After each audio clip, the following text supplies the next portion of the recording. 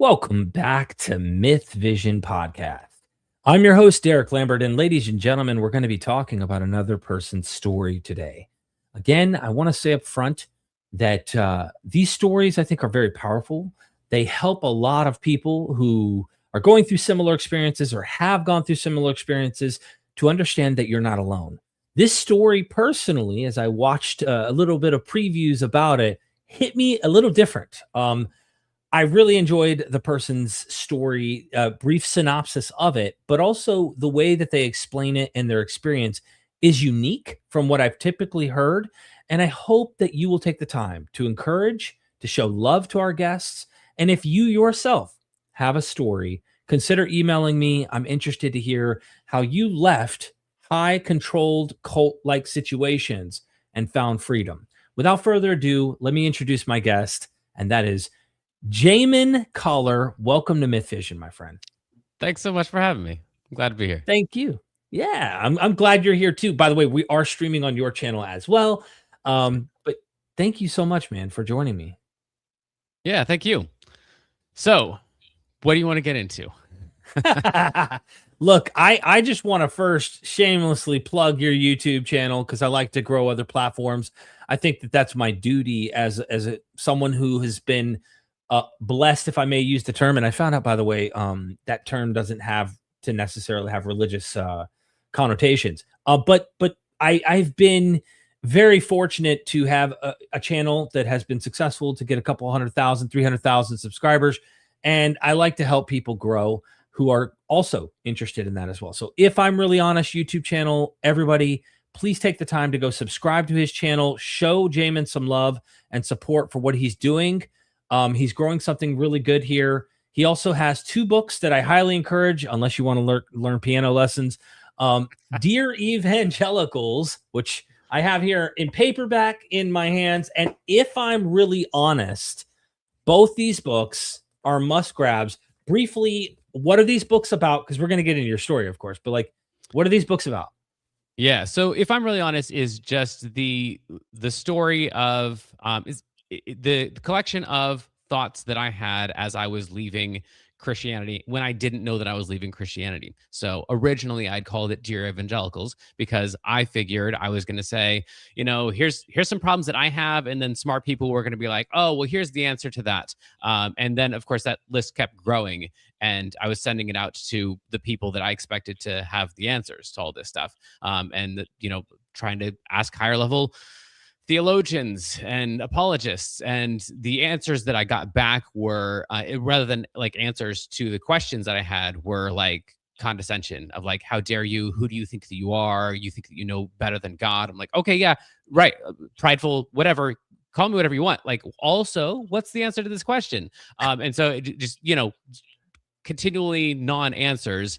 And so then I kind of got the vibe that like, oh, this is not a book that or it started out as a blog just because I figured why publish a bunch of stuff that's going to get refuted, right? So then I was sending emails, it was a blog, and I figured people are going to comment, then I'm going to get my theology right, and then I'm going to be back on track. And so then as I set it out more and more, I realized this is not a thing that evangelicals want to engage with. So then there was no point in like publishing it as Dear Evangelicals, because yeah, who's gonna want to read that? So changed the title to If I'm Really Honest, and it was still just like even now, if you read the beginning of the book is like, I'm just a piano teacher. What do I know? I'm not a theologian. So I'm sure there are answers to this stuff. I just don't have the answers. This seems weird, and this seems weird, and this seems weird. And if you've been through deconstruction, you already know what a lot of those weird things are. And so Yeah.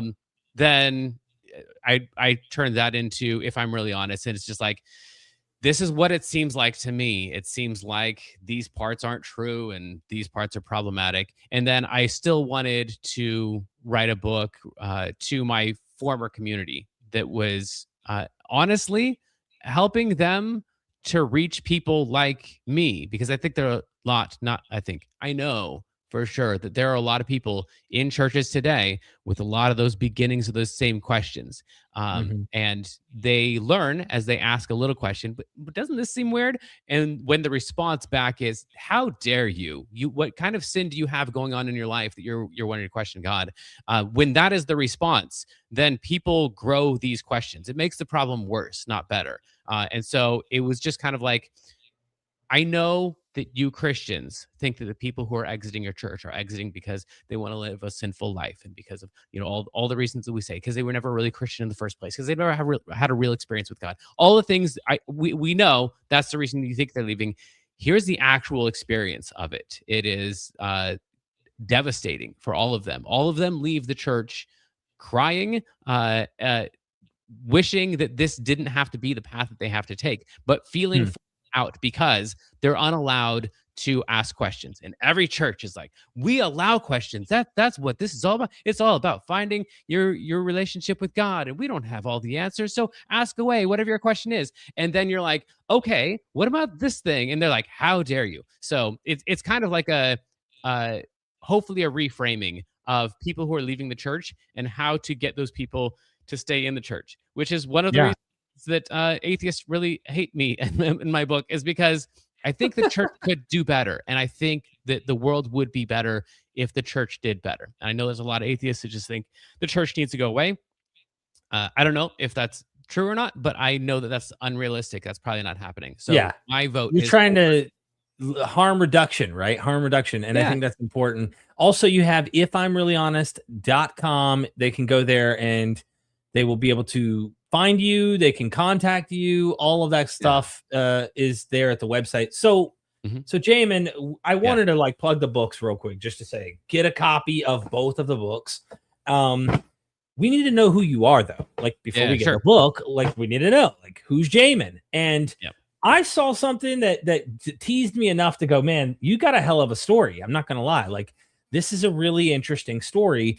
So can you take us to before you were born? You know, you remember that time. You know what I mean? yeah, of course. Uh, Uh-huh. with your mom and dad, and take us through your religious experience, your life, and we'll lead from there, as I usually do, from cradle to now. Yeah, right. So then recently we had like a thing where everyone was sure that the rapture was happening imminently, and then it didn't. That's going to happen several more times if history is any indication. And that goes back to a relatively recent history, but people who are my age will remember the Left Behind book series and the movies that Kirk Cameron was in. That was all based on a movie that my dad was in, and he was like one of the main preachers. And it was called crud, what's the name of it? Left The behind? song is "Wish We'd All Been Ready." No, it's not Oh, Left oh, okay. Behind. Okay. A Thief in the Night. A Wow, Thief in that the was Night.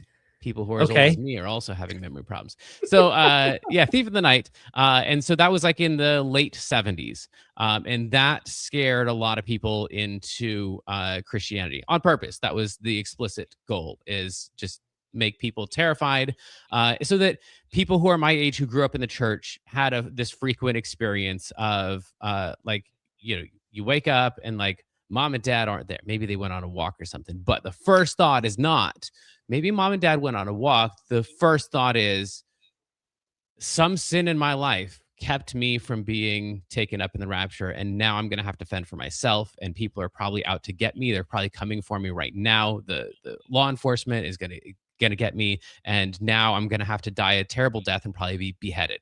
Like that's your first thought when you just can't find mom for a second. Every time you're alone, you're like, okay, but like, is there a real Christian? Who do I know who's a real Christian? If they're still here, I'm safe. And if not, then we've got a really high level of anxiety. And so we got a whole Right. generation of people who this was a normal experience for them, to the extent that it's boring for me to say this. For if you went through this, you're like, well, yeah, of course, that's what it was to be a Christian in the 80s and 90s. And if you've never experienced that, you really, I don't think you can imagine the reality of the rapture in our lives. So that was the world in which, that was the Christianity in which I was born. My dad was a pastor and a musician. He was basically the same guy that he was in the movie. And so I mean, as far as like what kind of Christian were you? We were real Christians. We were the good Christians. We were the right Christians. We did Christianity right. We were trying to save the rest of the world so that they wouldn't burn in hell forever because we loved them. And so we wanted to change them so that they were as forgiven as us. And so yeah, I grew up extremely Christian, like in church. I'm gonna say 6 days a week, Wow. maybe on average, multiple times a day, several days. But every now and then, I guess there would be a day where I wouldn't go to church. But yeah, we had kids ministry, and so you had the ministries that you were doing, you were serving in. You had the ministries that you went to. Worship practice on Thursday night. It was every day, Sunday morning and Sunday night service. Back when back in the day, we had Sunday night services too.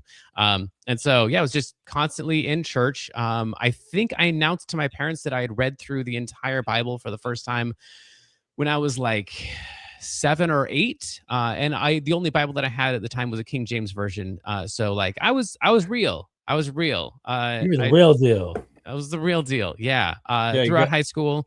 There you go. Yeah, I still got that was my red little letter. that was my middle to high school Bible, the same one. And yeah, I went through the Yep. whole thing like you, and Yeah. I keep it right here now, like it's my little cherished KGB onlyest version. Yes. So anyway, memorize verses, and Bill Gothard, if that name rings a bell, if you've seen Shiny Happy People, that whole world of like, but we're the real Christians because we really want to live holy lives. Jesus said, "Be perfect as I am perfect," and so that was what we strived to be. And so memorized entire books of the Bible. I could probably quote almost all of James and Philippians to this day. And then most of several other books of the Bible. Hundreds and hundreds and hundreds of verses memorized.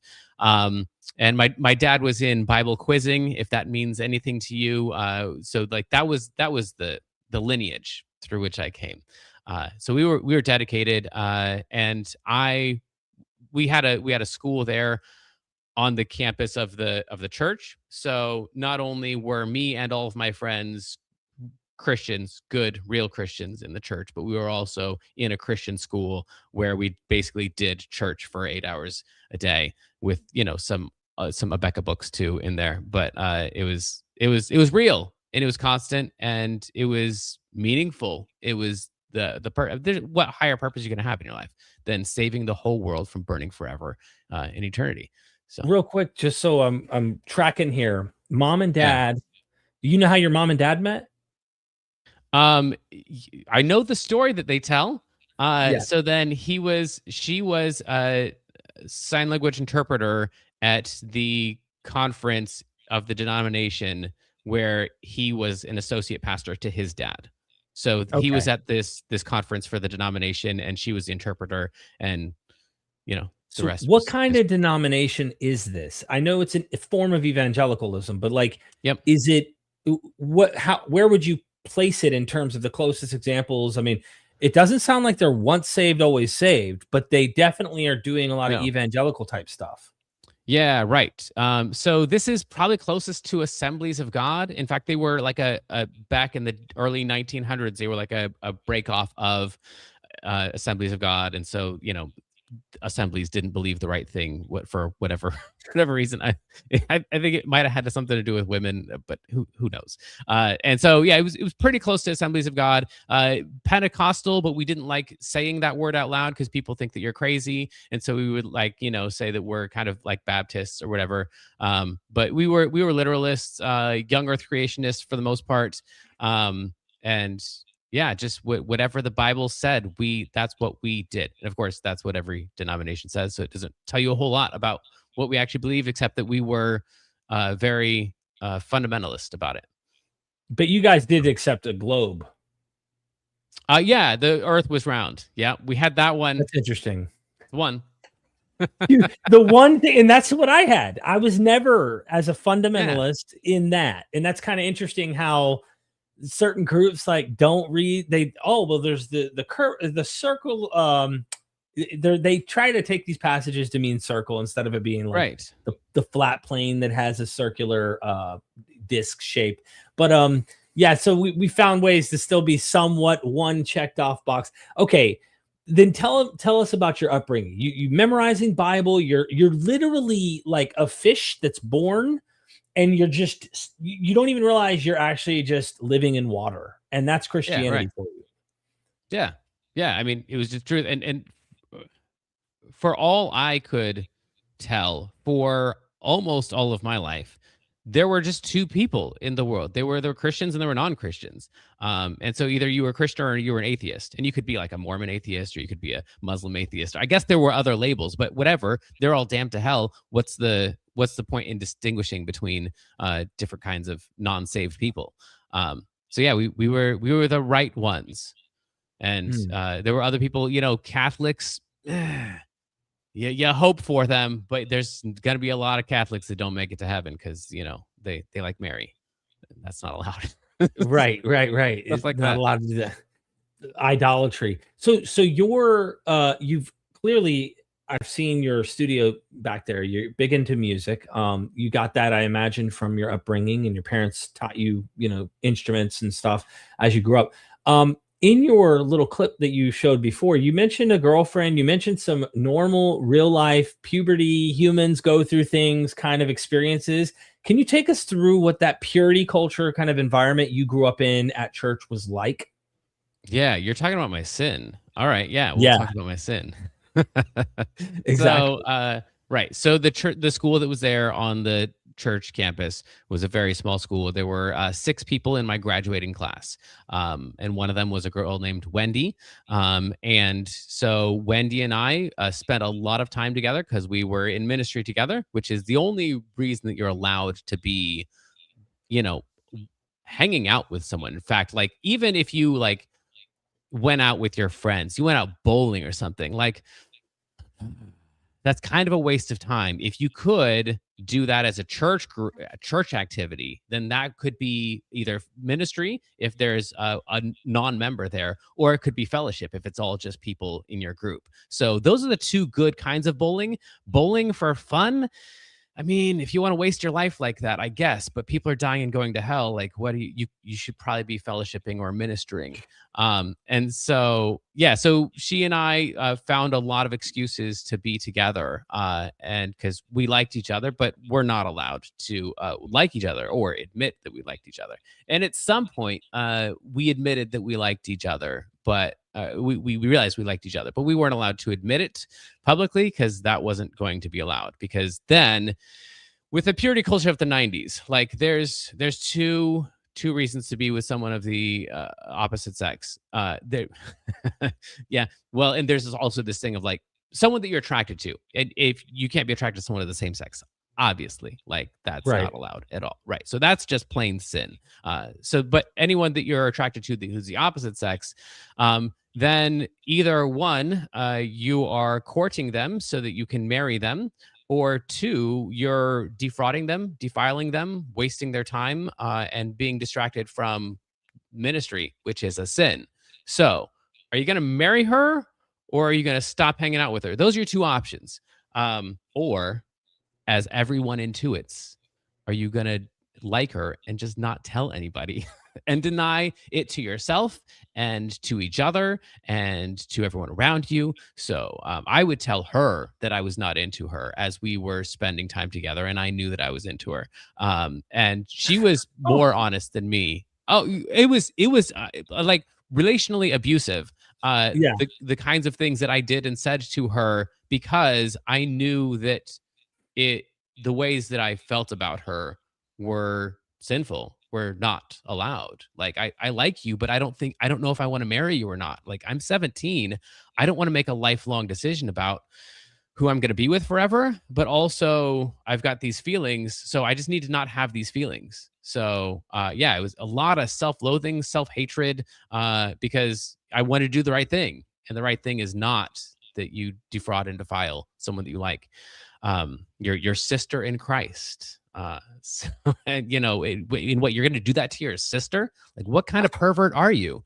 Like, like these are real things that we Wow. said and thought and believed. And so, like, is she your wife or is she your sister? Which way are you going to treat her? So yeah. So anyway, let's just say we started a uh, really messed up relationship where we tried to have like we had like you're saying normal feelings for each other and stuff, but also we were in this environment where that was a source of lots of self-loathing. So then we had this secret relationship, and secret relationships don't develop normally. And so we ended up really, really, really close to each other, and yet denying it to ourselves and to the people around us. Eventually, I was probably on the brink of a mental breakdown and had a tearful night where I was like, I just didn't want to be alive anymore. And so I finally told my parents, I like this girl, and we've done some stuff. And for if you've had a normal relationship, then when I just said we've done some stuff, then your list was just longer than the stuff we had actually done. But in my mind, we had done everything. Like Yeah, it was, I'd maybe make it to second or third base with her, but in my mind, like either either we had to get married then, or else we were going to hell. So right. we got married. Yeah, so they told us that of course this was a sin, but we were going to keep it quiet, and we were going to work it out. And I was just excited because that meant I got to be with her with a clear conscience, and I wouldn't have been able to say that sentence at the time because I didn't know that you know I didn't have a good perspective on what was actually happening. But I just knew, oh, like I can say I like you. Like I called her up on the phone that night. And I'm like, I like you. And my parents were in the room, and I was saying that to a girl, and that was like the weirdest thing that had happened to me to to that point in my life. Was like, no one's saying we're going to go to hell. This is super weird. So anyway, they took their number they took their number two people in the organization, and those people counseled us. Of course, these people had um, no training, no not. They were just regular people that had been trained by my parents, who also had no training. My mom had training in sign language, and my dad was a good pianist. Other than that, they didn't have any marital counseling training or qualifications whatsoever. So they counseled these people who told them all of their sins. And so then they had us come over to their house for hours and hours and hours every night, trying to make right this terrible situation that we had created. So we had to like list out all of our sins, and name for me every date that every part of yours has touched every part of theirs. And like that's one list of sins. And now let's talk about your finances. And now let's talk about your. And so it was just all this stuff, because if you don't get your life right, then you're not going to be able to have a good marriage. So we liked each other. So we went through it, and we hung out with them for a long time, told them all of our sins. Of course, they were telling all of our sins to my parents. And so that, stuff was weird. I don't know Yeah. where you want this story to end. It just gets weirder and weirder. Keep getting weirder then, because I want people to understand who are just now tuning in. You were born into this church. Your dad and mom, were they like the heads of the whole organization? Yeah, so technically we were in a denomination, but we were in a denomination. Well, so our region, the Pacific region, was a region that was known for like we're better than the Central and the Eastern region. Like they don't do Christianity quite as well as we do. Well, my parents had that same view towards our region. So like we were in a Wow. denomination that was like, AG, it doesn't do things quite right. And within that, we were in a region that was like, well, our denomination doesn't do quite things quite right. And my parents were a church in that denomination that were like, our region doesn't quite do things right. So we were like independent in independent in independent in independent. So my pretty much everyone in leadership uh, had a disdain, a disrespect for the organizational leadership above my dad. So there was no accountability whatsoever for him. And so, in fact, later on, he like it got so bad that they eventually like revoked his license because he wasn't like paying dues to them and was like being disobedient to the region and stuff. So anyway, so it was, in a way, we were in a denomination. Like you showed up, like, oh, well, this is like they're like open Bible, and open Bible is like Assemblies of God. Like Assemblies of God, that's normal. Like we're in a normal church. This is cool, and we were. Except the closer that you got to the top, the more you were in one of these types of relationships where, like, we call it accountability, but it's actually making lists of sins with these accountability partners and these mentors that you had and stuff. So it you could get in, perhaps you could show up on a Sunday and go to church, and that would be normal, and then decide you don't really like that church and go somewhere else and just have had a weird experience in a small church. But if you were there and you cared about Jesus and you were committed to doing the right thing, then you would get higher and higher in the leadership, and then things got more and more controlling towards the top. So a lot of people, not a lot of people, a few people would say, it was, I don't know, it was a weird little church. It was fine.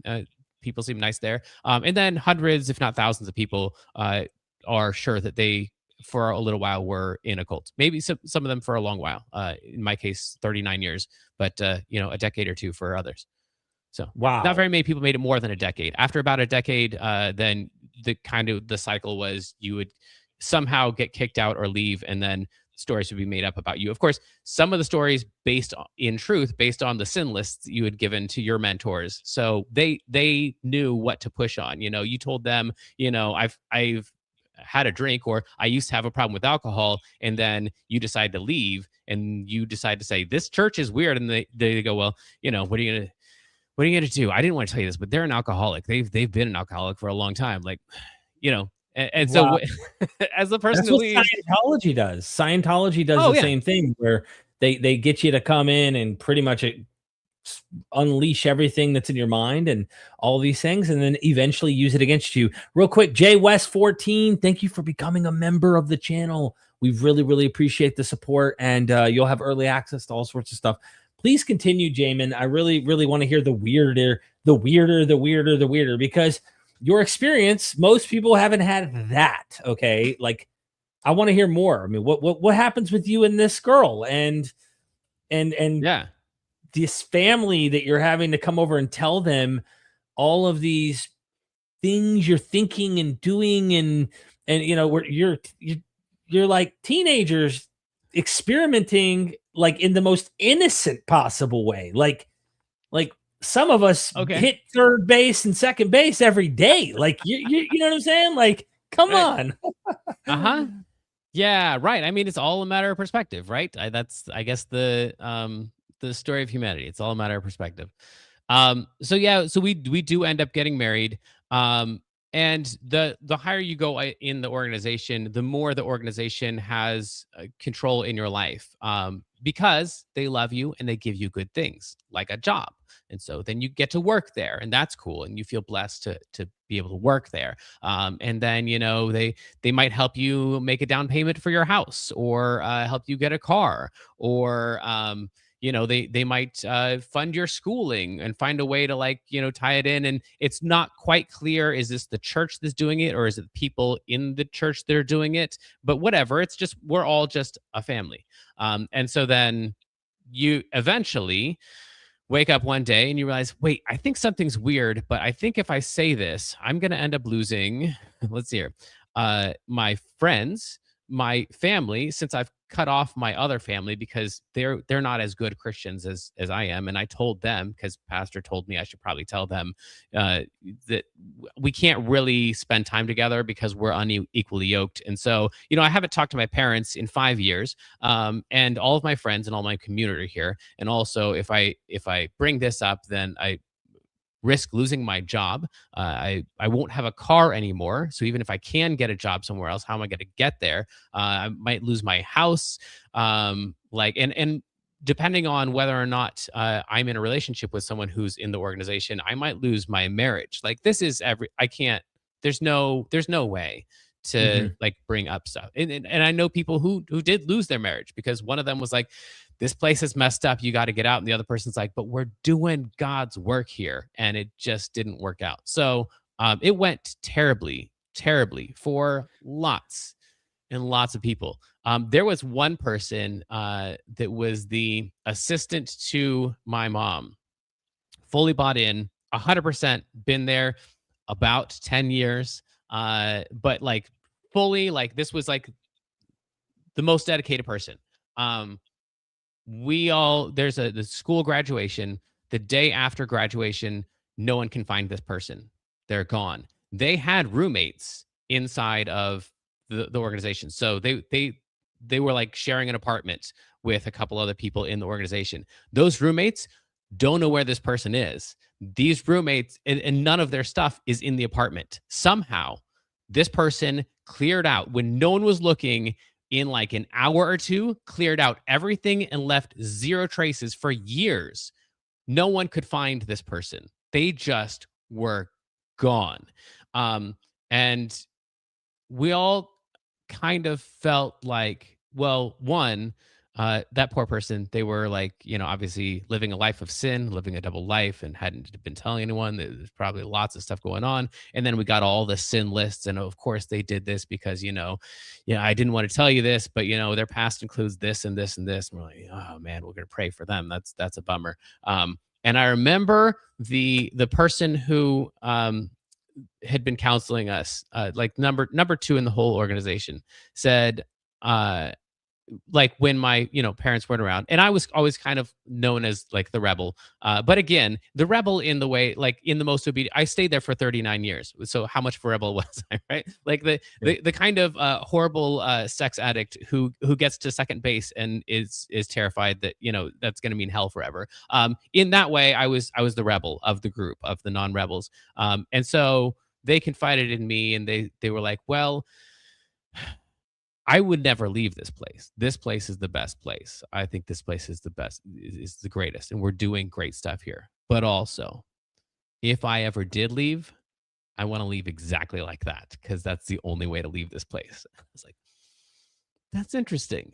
So we just all kind of knew, like, it's too bad that person did that. But also, what's your alternative?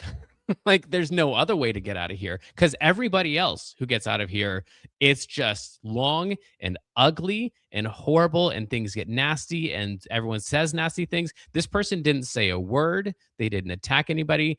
They were just poof. They didn't exist anymore. And it was really impressive. Like I for a long time, like, hoped I ran into them just so I could be like, I really respect what you did.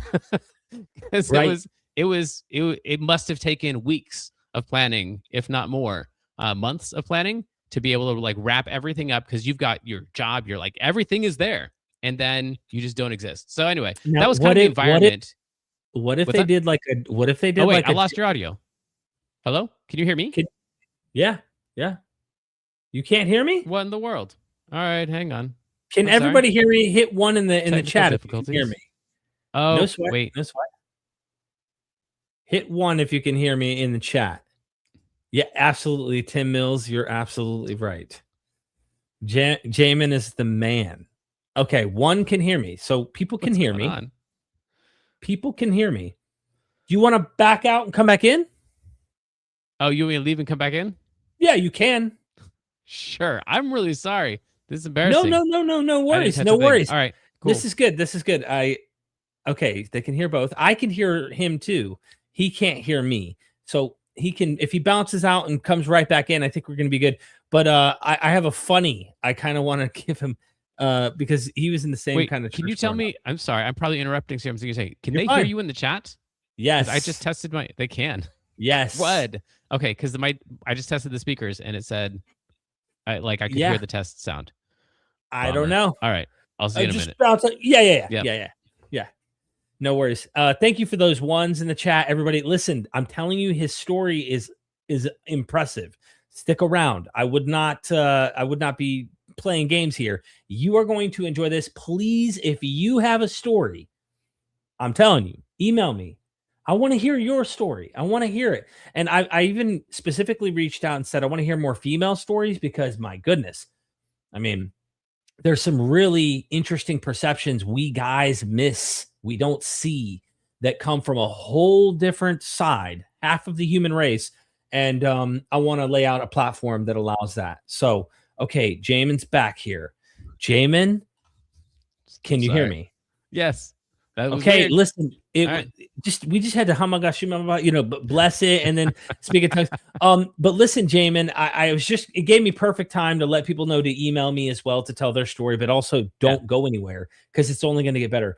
I thought just humorously in my mind, I'm like, what if this lady was so clever that she left things she knew weren't significant, like, and then put her clothes like as if she had been raptured. I was the only one. I was the only one. You were all sinners. Oh You've my been left gosh. behind. You're all sinners but me. Nice try with my sin list. You can tell she was raptured. Her clothes are on the ground, everything.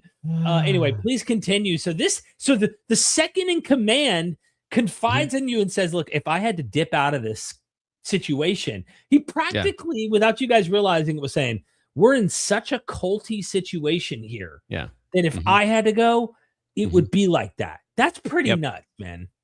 Yeah. Well, and about what was it, 3 to 5 years later, they did leave, and they didn't leave that way, and it went as just as terribly as like and everybody, like everyone when they leaves, they really feel like no, like I just if I could do this the right way, like surely they can understand. In their case, they had to leave because they had a job change because the organization didn't pay enough for you to make a living or raise a family. And so Mhm. the breadwinner had to move to a different state to get a different job. And so they're like do we get divorced and I stay here, or do I go with, like, obviously I have to go with them. And the answer was, if you really trusted God, then you'd stay in the right place. But if you think that's the right place for you, then you know um good luck with that. And also, you've done a sucky job here the whole time you've been here, and everybody hates you, and no one's been willing to say it to your face. So good riddance. So and maybe not that explicitly, but that Of was course. definitely the, you know, what's that? Of course. Yeah, right. And so then, it always gets just horribly, horribly nasty at the end. There ends up being meetings with everybody in the organization except for them. They're uninvited and they're told to go work on something else. And that meeting is spent talking about, all the stuff we're going to have to fix because they were screwing everything up while they were here. And, just creating all kinds of animosity towards that person so that when they left, no one was tempted to go with them. So yeah, that was the tension of the environment. And again, that whole time that is all going on for all of those years, there's people coming in and going out of this nice little church with, I don't know, it's a little quirky, but it's a good church. And the pastor is a Bible preaching, Bible believing pastor. It's a great place. It's a really great place. And it was, as long as you as long as you had the right relationship with it. And so that's why the blog is almost a cult, because you're in there and you leave and you're like, that was a cult, and then someone else is like, it wasn't a cult at all. And it's really about, like, what type of relationship are you willing to have with a place like that? If that place is willing to take everything in your life and to control everything in your life, and you're willing to give that stuff up, well then yeah, you're in a cult. But if they're willing to take everything in your life and you're not willing to give that up, then you're not in a cult. And it's the same place. But it's a really, really hard lesson to learn through experience. My So goodness. Okay. So that's an interesting aspect I didn't know about your story. Just the kind of escape plans people had, other than yours, which we're gonna get to. But you and Wendy are, how old are you guys? And like you're getting married now? I mean, you confessed you liked her. You're going to yeah, right. counseling. Uh-huh. What's going on with you and Wendy? Yeah, well, and so nobody knew about any of this. So up until whatever it was, 3 years ago, from 2003 to 2020, nobody knew that we had any kind of prior relationship. This was in like April-ish of 2003, and so we went through this intensive counseling. By July, I was allowed to propose to her. And then we could tell everybody, hey, Wendy and I just started this relationship. Also, we're going to get married in 6 months. Which was not, I guess it's not as weird when you consider that your two options are you're dating someone so you can marry them, or that's your sister. Um, so then, like if you decide you're going to marry someone, why wait? And that was kind of the story is, so we got engaged in July, and then everyone was allowed to know that we were in a relationship. And then, yeah, in December, we get married. And so we've been married ever since. And yeah, we start having kids. The right number to have was 2 kids always. That's how many my parents had, and so that was how many that they strongly recommended that people in the church have. And by strongly recommended, that means like if you only have one, like, but don't you want to like fulfill God's plan? Like, yeah, Oh my you're almost there. gosh. And if you have 3, like that person's kind of irresponsible. Like, I don't know if they can afford that, and they don't seem like real good parents. And I don't think their kids are going to come out right. This isn't going to be good. But whatever. Good luck with that. And so it wasn't like a law that you had to like leave the church if you had a 3rd kid, but also the respect level was going to go down. And I, of course, like I said, was always kind of the rebel. And so we had 2 kids. I'm like, we have to do 3 just because the rule is 2. Like, so we had a 3rd kid. And I remember like the announcement, because we had to like do the announcement. We couldn't just like tell people whoever we wanted to, like the church approved. Maybe I should back up. The church approved who you could date. So like if you want to date someone in the church, you go to pastor, you're like, hey, I'm thinking about this girl. I'd like to ask her out on a date. And pastor says either yes, you can, or no, I don't think you're ready. Why don't you talk to me about your finances and your family planning and stuff? Or if he knows that someone else in the church is also about to start dating her, then he's like, no, why don't you wait for a year? So like there's all this matchmaking that's going on. And then he, tells you when you can get married, and you got to go through premarital counseling with him before you can get married. And so there's a lot of control through the relationship. And then, when like where are we supposed to work? Well, here, obviously. And then like how many kids are we supposed to have? 2 is the right number. And when are we allowed to start having kids? And so like there's all of this, like you never think for yourself. Like if you're thinking about a big life decision, you go ask pastor or Mrs. Annette, because like that's, they're wise people, and they're going to be able to tell you what the wise thing to do is. And you want to do the wise thing. And so there's this control. So we make the announcement that we're having the 3rd kid. And I'm there, my dad's there. And so one of the congregants asks me in front of my dad, so do you think you're going to be done after 3? And my dad jumps in immediately, and he's like, oh yeah, they're done. Like, we got to go for 4. Oh, no, you didn't. Skipping ahead, we've got 6 kids. So yeah, we just kept having kids. And also we like kids. So that would like, I would guess we would have already had 4 or 5, just because we both like having kind of a big family. But there was definitely some percentage of a factor. There was a subconscious thing of like, I can't go with the number that I'm told. I just can't. And if I'm going to go to hell because I have 1 extra kid, like that seems wrong, right? Like, is that really a thing? I'm not going to make it to heaven because I had 1 more kid than pastor told me. And it was stuff like that I would just kind of collect, and I'd be like, I'm not going to say this out loud, obviously, because I like my job and I don't want to lose everything. But also, this seems weird. Doesn't it seem weird that you'd go to hell for having 1 more kid than pastor says? So anyway, those things started collecting. And so yeah, I guess that's the end of the story with Wendy. That can't be the end of the story with Wendy. But No. yeah. Okay. So yeah, we keep having kids, and as they get older, of course, if you're a good Christian, you want to have your kids in a good Christian school. And there's one good Christian school in the world, and that is this school. And so we had our kids in that school.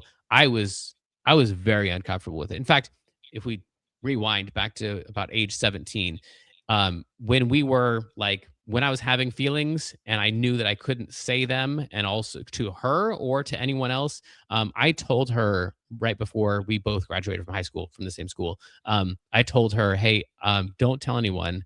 And this was before that other person left. So this was originally my idea. But I told Wendy, I'm like, hey, I'm I'm going to go to San Diego and try to figure stuff out, because some stuff seems weird around here, and I know I'm not going to be able to figure out which parts are weird and which parts are right as long as I'm here. So I'm going to go to San Diego. I'm going to go there for 5 years. Maybe I'm going to go there and find out that this was the best place ever and that I was just, didn't appreciate it. And then I'll know that for sure. But I can't ever know that while I'm here. So I'm going to San Diego. I'll be back in 5 years. If you're still available, I'd really like to go out with you. But I can't keep doing this here. Um, and I don't know what she said. Probably something like, that's a bummer. I'll miss you. And that was enough for me to be like, never mind. I'll stay here with you. So the original plan was like, I need to go because this place seems weird. So between ages 17 and 35, when I'm still there, that place some stuff seems not right. I know it's the greatest place, but some things seem not right. Um, and so as the kids are growing, you know, going through the school, as the oldest ones are, and kids are still being born behind them, the problems become more evident to Wendy, and to like, because there was like this mold. There's like this Christian mold of like, a good kid is this. They sit quietly and they do like the bad things about our school system, but then like that times 1,000, right? And so like if you were a good Freedom Christian School kid, then you looked exactly like this. And if you didn't look exactly like this, it was because you were a bad kid. You had bad parents. Like you didn't love God. And so then we had some kids that we could already tell, like, these kids, even though we're only in first or second grade, these kids are not going to fit into this mold, and they're good kids. And so it was about that point where Wendy was like, yeah, I think we need to get out of here. And of course, at that point, you can't do anything because you're in there. Like, she realized that while she was working in the daycare on on the property of the school, like, there's nowhere you can go. So we like kind of made our list of like, so here's the things we need to work out. We need to work out our cars. We need to work out our jobs. We need to, slowly pull away. And so then it was in, I think, the following year that I told my dad, I think I'm going to not teach here anymore because we've got enough kids that we need to make more money. I know you warned me about that. You said I was going to be able to feed my kids, and that things were going to go badly for me. But now I got to make enough money, so I gotta leave this part of my job. I'll still be the music minister here at the church, but I just can't teach here anymore. And of course, then he told me, your kids are going to fall away from God. You're not going to see them in eternity, and you're going to destroy your family, and everything's going to fall apart, and all that. And I'm like, yeah. Also, though, like, PG&E wants to get paid, so I got to pay my electric bills, and so I'm going to go ahead and do this. He's like, well, why don't you work here for one more year? I worked there for one more year. And then I left after that. So it's like each time we tried to like pull away just a little bit for what I thought was a reasonable reason, it was like, this might do it. Like, this might be the last time we ever talk to these people. But each time it kind of worked out, and then like paid off our car, so we didn't know how many money for the car, and that was a big deal. They're like, why don't you upgrade your car and get a bigger car? We're like, I don't think we're going to spend more money on a car right now. They're like, you really should. Like, look at your family. You need a different car, which means you need money from us. And we're like, I don't want to get into that. So anyway, each time we pulled away, we knew this might be the one. This might be the one. And it kept not being the one. We kept not getting kicked out. So eventually, we, in 2020, we left the church. We had enough stuff pulled away that we felt pretty confident that we would be able to win the legal battles that we knew would come our way. And so we said we weren't going to be attending the church anymore. And it was within what was that, 2 months after that, that they informed us that they would not be, essentially, I wasn't their son anymore. And it was, there was that, which we expected. Like, we knew that going in, like, because we waited until the beginning of 2020 because we wanted our kids to have like one last Christmas with them, because we knew as soon as we stopped attending there, like, we weren't going to have holidays there. Thanksgiving was over, Christmas was over, like everything that all the traditions that our kids had grown up with, like, that was all gone. Their grandparents, and we're going to have a relationship with their grandparents anymore. Like, so we like wanted to have like this one last Christmas, and then we're going to leave. So then we left, and because there was like also a church split that had kind of like grown up underneath that, then there was a community that was leaving the church also. We lost that community too, and the pretty much the day in, day out communication that I got from everyone in my life. This includes my my family, the leaders, that community, any other community that I had there, as well as all of the community of all of the ministers in the denomination throughout the nation, and all of the friends that I'd grown up with in the denomination. It was a pretty relentless message that you're disgusting, you're horrible, and it like the Christian version of kill yourself, essentially. Like you're damaging, you're doing more damage than you are good. You know, like that line in It's a Wonderful Life, where like Potter or whatever his name is like, you're worth more dead than alive. Like that Yes. was that was a really like that was the message that I got.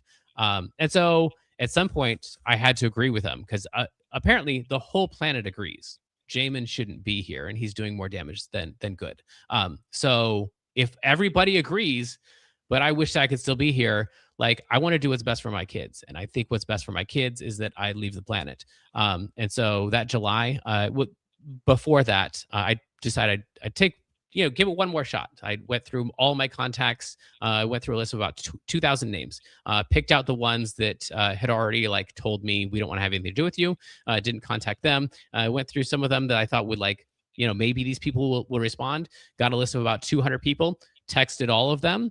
Got a bunch of texts back about like, how dare you? You're a horrible person. Like, don't be around my family.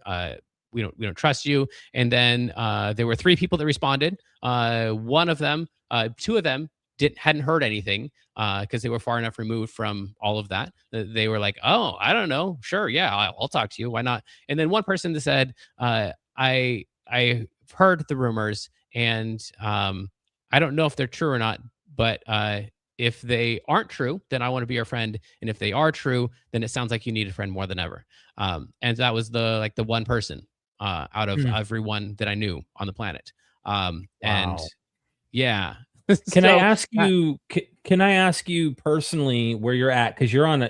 I love that you're getting in all this detail, and I hope you continue. I hope I don't throw you yeah, off track. But like, as you're telling a story that you're detached from in a lot of ways, time and healing and all that. But I cannot imagine you are not emotional wreck.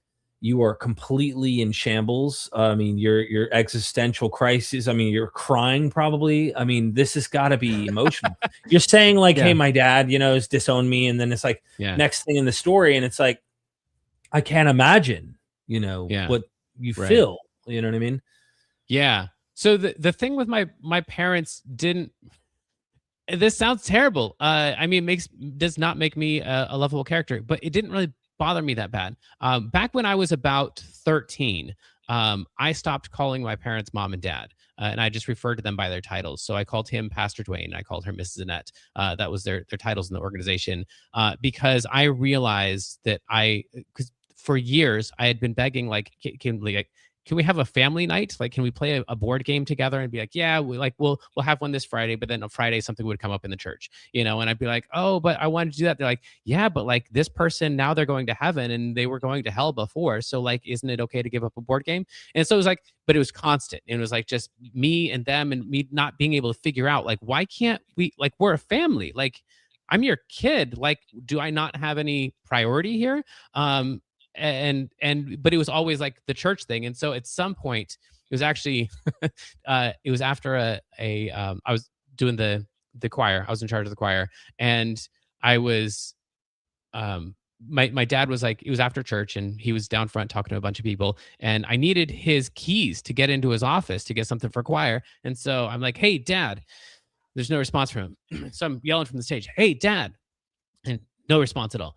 Hey dad, I just need his keys real quick so I can do this ministry thing. And like everyone in the whole auditorium is looking at me except for the person that he's talking to and him. And like, this is awkward. And so I'm like, hey, pastor. He's like, yeah, what? And like, it clicked for me. Like, the clouds parted, the sun shone down, and I Wow. realized that's the guy you've got. You don't have a dad. You've got a pastor. and apparently the best pastor that there is. But like, how selfish of you? Like, who else in this building gets to be like, "Hey, Dad," and have pastor pay attention to him? Like, what kind of a selfish guy are you that you think that you should have this special relationship with this guy just because you share some DNA with him? Like, how Hmm. dare you?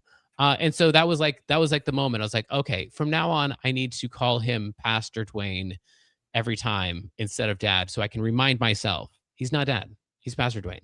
And the same thing with Miss Annette. Like, she's not Mom, she's Miss Annette, and she's great, and she's lovely, and she's, whatever. They're great people, but you don't have a mom and dad. You've got a Pastor Dwayne and Miss Annette. So I'd had a good 20 years, 25 years of that perception. So when they're like, "You're not my son," I'm like, yeah, really. Tell me something I don't know. So Wow. that Okay. wasn't really that big of a deal for me, and it was what we expected because what they did with everyone. Like, all the second in command people who left. Like, my parents were their kids' grandparents. Like, they called them grandma and grandpa. They called them mama and papa, and like they were their grandparents. And for a lot of the families, they had cut off their actual parents, so that my parents were their only grandparents. Um, and then as soon as they left, well, you're not my kids anymore, and your kids aren't my grandkids anymore. So they just lost all of it. So it's not like we didn't see that coming. What really destroyed me was the loss of the community. I didn't know. I thought I was kind of a loner, and I was like, I only need a couple friends. But there's a huge difference between a couple friends and zero friends. And when the whole world is telling you get off the planet, then it that was a louder message than I expected. So it wasn't really my parents. And I'd have this thing where I would wake up in the morning, um, and like for just one split second, I would I would not remember that I had lost everything, and then it would come flooding back. Like, I would just have like, "Oh, I'm Jamin and I live in this life," and then like this dark, I could feel it creeping up from the back of my head over my, like, physically feel it, this darkness that would then cover my body. Like, "No, you've lost everything. You don't have parents, you don't have your brother, you don't have friends, you don't have everybody hates you, and they're all hoping that today is the day that you leave the planet." And it was such a horror, and I could feel it coming on, and I just wanted to escape it, but there's nowhere you can run when it's inside of your own head. And it would creep over, and I would just be like, "Ugh, I don't want to do this." And so then that night, I would just stand in front of my bed and just bawl my eyes out because I didn't want to go to sleep, because I knew I'd have to do that thing again tomorrow morning. It was just too painful. I didn't want to wake up the next morning and have to relive that. Like, I want to wake up depressed, but I would always wake up thinking I was Jamin and having to realize that this was my reality, that this was my life. So yeah, I would say it was the loss of Wow. the community that was really like the most devastating part. And yeah, depression, like, doesn't the word doesn't really touch the feeling. And I assume that's true for anyone who's been truly depressed before. Like, there's just not a way to. It's not like, "Oh, I'm really, really sad." It's like, I feel erased, but I still have to live in the hell where I exist as a ghost. Um, and Wow. so, yeah, that was really rough. So I got really sick of that, and after a couple months of just finally making it to 10 o'clock at night so I didn't have to be conscious anymore, but then bawling my eyes out that I had to go unconscious and regain consciousness the next morning. I finally decided, like, they're right. The world was right. I did my best, and I've got a life insurance policy, and if we cash in on that, then at least Jamin can do some good in his life instead of continuing to do damage to all the people around him. Because I was doing my best. Like, had I thought that I hadn't done my best, like if I had just been like chasing my sin, or like if there Yeah. was a way that I thought that I could have done better or tried harder, than I would have. But I was like, this was my best effort. Jamin gave 100%, and he's still damaging to all the people around him. So uh, there's only one answer. Like, there's only one way to make the world a better place, for my kids who I love, and my wife. So anyway, that happened in July. I obviously was 2020. not successful. What's that? 2020. 2020. Yeah, this was 2020. So like while you all were doing a pandemic, I had no idea that was going. Like the pandemic didn't happen in my world. It was just this. Who cares about a pandemic really? Like I'm just trying to make it to 10 o'clock, and then at 10 o'clock I don't want to go to sleep, and then I got to wake up in the morning, and I've got 7 seconds of horrific hell, and then I got to make it to 10 o'clock. Like yeah, sure. The pandemic, take us out. Who really cares what it is that takes us out? Wow. Um, yeah. So anyway, that was unsuccessful. The next night I decided, I'm gonna go. I still think it's the best decision, but I'm gonna go touch my kids one more time, and then maybe tomorrow. And I think that phrase, maybe tomorrow, like because you can always do it tomorrow. And I think that was the phrase that really saved my life. Wow. Was this is still a good idea. This is still something I should do, but I can do it tomorrow. And it'll be just as effective and just as good. My policy is still good tomorrow. So yeah, why not? And so there was just one more day and one more day and one more day and one more day. And I think that's probably the way that recovery goes for a lot Yeah. of horrific states. But if you want to transition, I don't know. If there are more questions before we get into the religion stuff. I think it's worth just highlighting the super chat and the member of the channel, late night Keiju, I believe that's how you pronounce your name. Thank you so much for the super chat. It says it's insane that destructive cults like this can operate nowadays.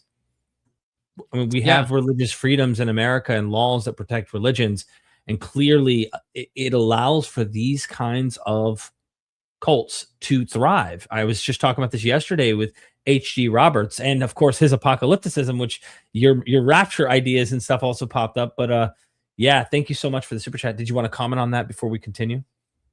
yeah. Well, I mean, it's in that sense, I agree with you. And from an outsider, absolutely, 100%. And I do think that I had a cultish relationship with them, obviously. Also, though, I think it's dangerous or maybe counterproductive or something like that, to take a look at the organization and call it a cult only in the fact that that makes the organization culpable for the relationship these two people were in, because there are people in just as controlling a relationship, but it's a marriage and they're physically abused. I was never physically abused. They're abused in other ways too. I obviously there were like it wasn't like my life was without suffering, but also I feel like this is a thing that people need to realize is a thing that they have. You can go into a cult and not have a cultic relationship with it, and I don't know how you would prevent two people from having a cultic relationship with them if one of them is willing to take the other person's autonomy and the other person's willing to give it. Like, I don't know what law you're going to Yeah. make that's going to protect Yeah. people. You just and in my case, it was a lesson learned with a high cost. And so it's a You were lesson that I born hopefully. into you were born Yeah. into it though. So it's almost like the blind spot is inevitable for you. That's the scary part about it in some cases. And I get what you're saying, and that's like how do we resolve that issue, right? And that goes for, like you said, personal relationships. Laws do change though. I mean, there's been for example, just in the state of North Carolina, a spouse is abusing their partner, okay? And the woman goes to the law and says, "Hey," to the magistrate, "he's been abusing me. I've been abused." Then she changes her mind. She drops the charges. Law's off the back. Boom. She comes back 6 months later, black eye, bruised up. He's abused me. She drops the charges. Boom. Now they've changed the laws because one example where this happened, the man finally, after 4 or 5 times of her dropping the charges, takes a knife in public space from ear to ear, neck, practically decapitates her in public. Okay. And the law then changed and says the first time we ever get a hint of this, the state will now be investigating. The state will have its involvement, and you cannot drop the charges even if you wanted to. And Yeah. so, Right. like, where do you come in where it's like, hey, I'm trapped. My entire everything is stuck in their hands. They have all power over me. I can't leave.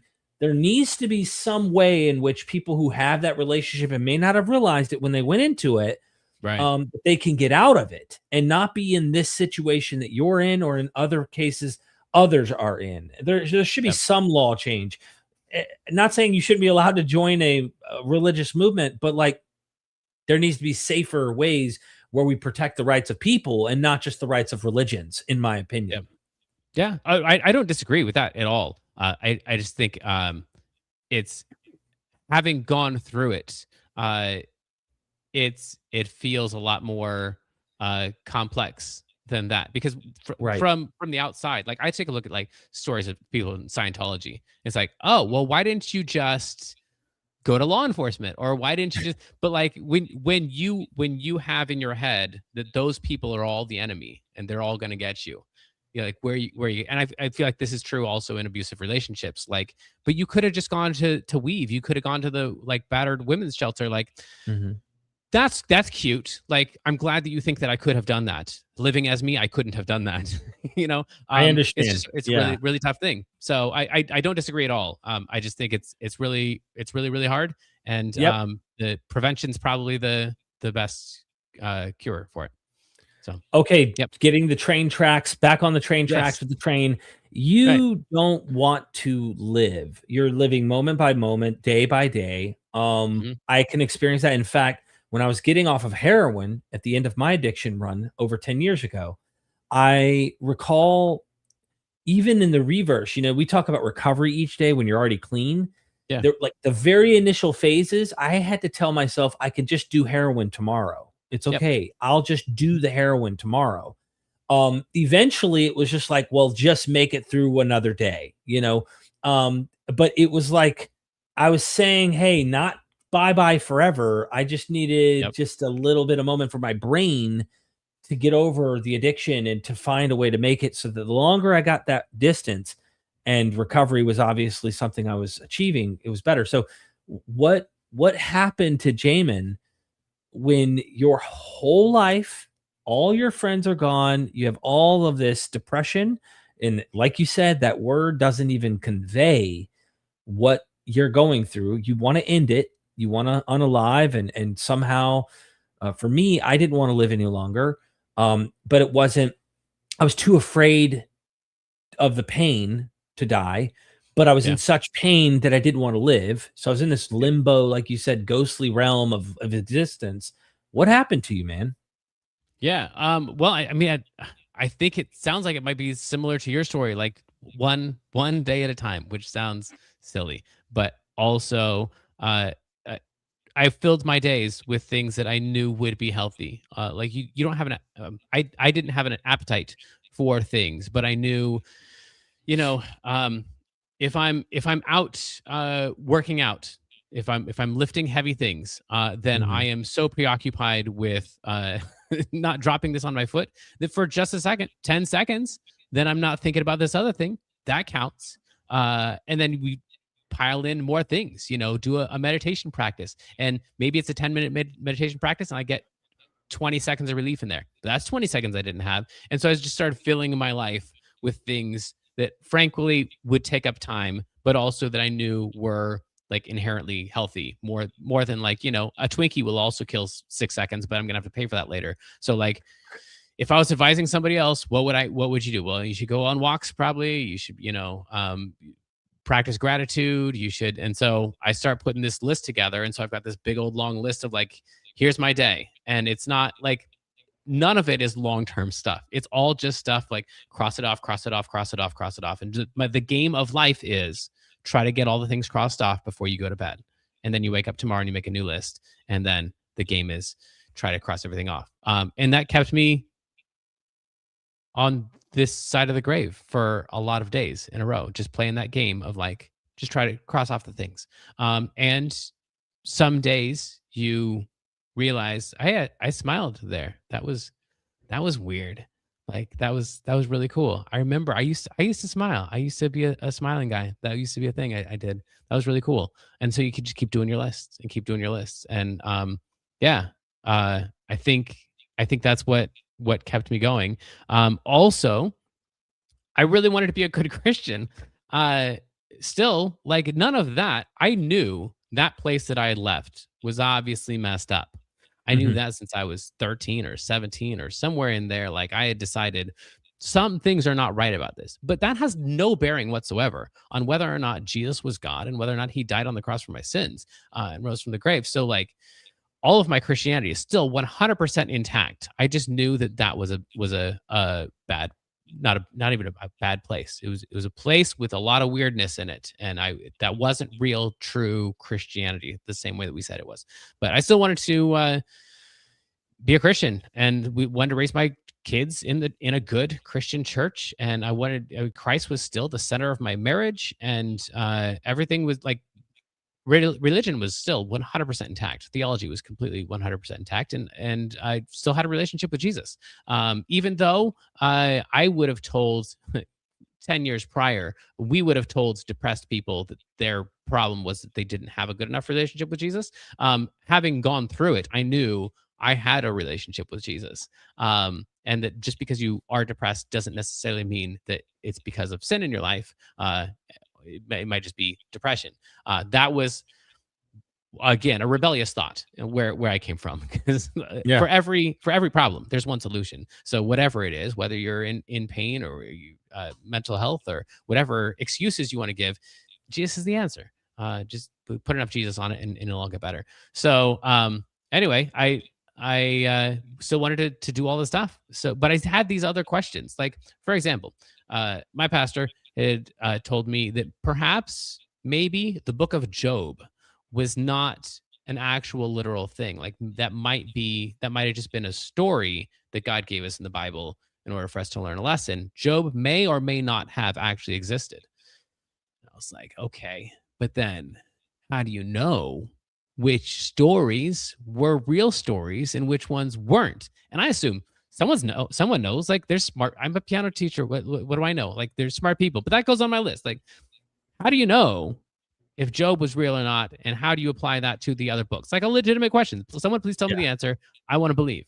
The question as I go looking for the answers, as I said before, the questions just grow. Real And quick, so before you yeah. get too far into this, you said your pastor. Now you're not talking about your dad anymore, are No, no, you? I'm sorry. I am. Yep. Okay, so you are talking Sorry. about, okay, okay. Old So you had habits. Yep. questions back here, okay. Hmm. And I imagine they also get more intensified as time goes by. Hmm. I want to ask you a quick question, and maybe there's, I don't know if this is even a thing. It may not be a thing, but I want to just ask you about Wendy here in all Yeah. of this. Can you give us from your perception how she's dealing with all of this herself? Because she had to have left the same thing you left, and I don't want to take away from her thunder if she ever shares her story or if she would be interested in that kind of thing. But what's your perception of that, and how do you interpret what her experience was? Okay, yeah. So she is at least 99% less neurotic than I am. And also the when you leave that organization, it's always on the responsibility is always on the man to lead the house. So the woman is always a victim of a bad man Mm, if the family goes astray, unless she seems to be the rebel, in which case the man is supposed to step up and wear the pants in the house, as we would say. But either way, it's the man's fault, either because he's leading in a wrong direction or because he's not stepping up and telling her to back down. There was definitely like an inherent heavier weight on me if my family wasn't doing well, and definitely if I wasn't doing well. And also, she had already kind of built. So we had been when we first pulled out of the school a couple years prior in preparation. One of the things was to get the kids out of school. We homeschooled because we couldn't send our kids to public school because we didn't want to send them straight to hell. But we also like we couldn't go to a competing Christian school because that would get us kicked out. So like what we're gonna do. So homeschool was kind of like the thing that we would get ridiculed for, but also was probably the safest option. So she was homeschooling, and she had been connecting with other moms and other families and stuff. And so she and the kids had kind of built this separate community over in this got it. other nearby city where we were planning to go. None of those people knew me because I was busy in the church and whatnot. And so I didn't know any of them. And also I still had that sense of like, I don't really need people. Like I'm fine being a loner. Like everyone thinks I'm a rebel anyway. Like I already am a loner. Everybody hates me already, whatever. And so then I didn't really have any drive to like get a new community or anything. And so she kind of already had her group of people. And so when she went to her group of people and was like, this is what's going on, they were all like, that's really hard. You know, the one guy that responded to me, she had several people that had a similar response. And Yeah. also just most of the allegations were leveled against me. Everything that was You, going wrong was you because of took, you're the one responsible ultimately. So I guess then one personal question before we start getting into your deconversion, because I think these questions are building up. That is, you when you describe your rough, dark night, I like to call it, yeah.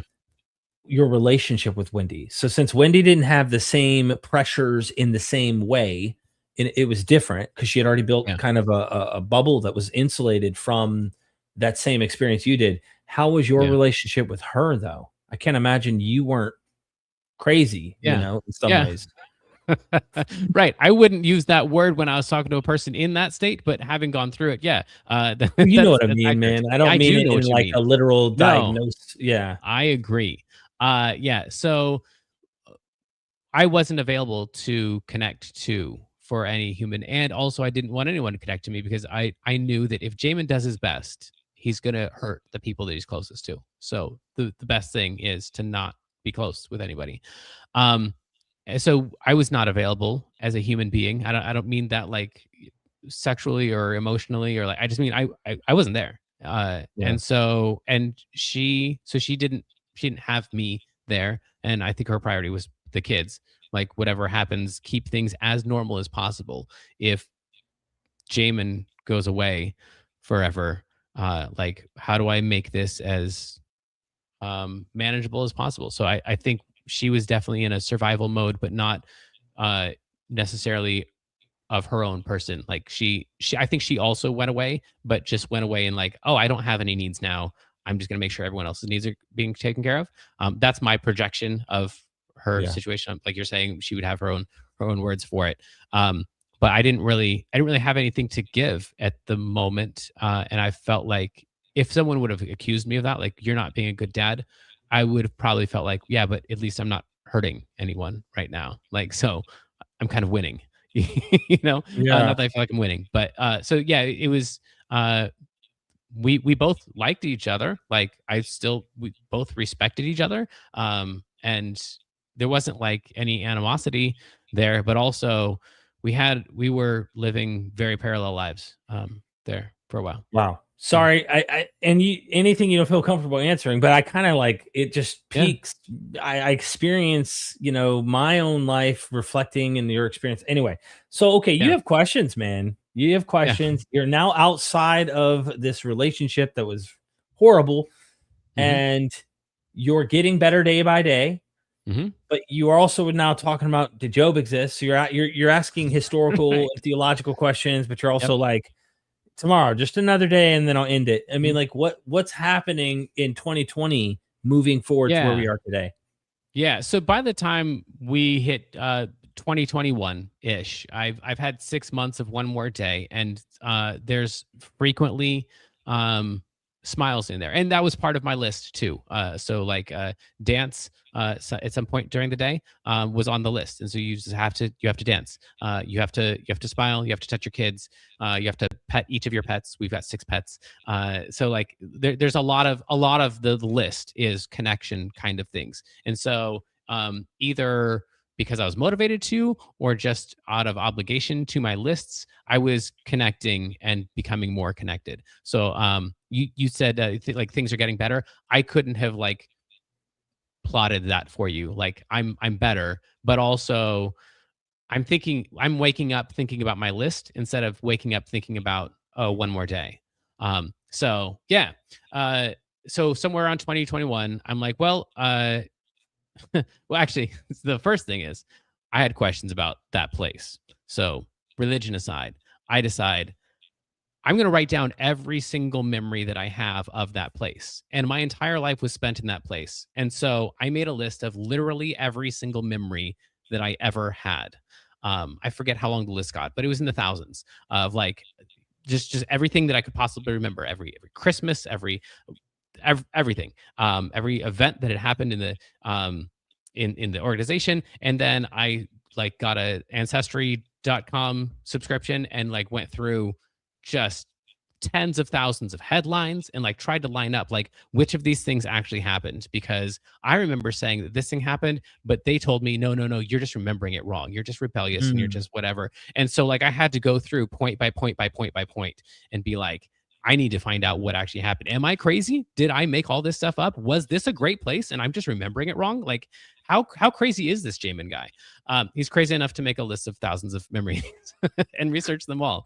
And then I thought, if I don't make it, I would really like for my kids to have this. Like, I want them to know what their grandparents were like, what their dad was like, because I don't know that I'm going to be able to convey this to them. So I want to write these out. I'm going to take each one of these and just put a couple sentences on of the story, so they'll have just a long list of like, and no, maybe none of them will read it, but also if they're ever as curious about their past as I am about my past, I want them to be able to go through and be like, here's what happened, here's why my dad was crazy.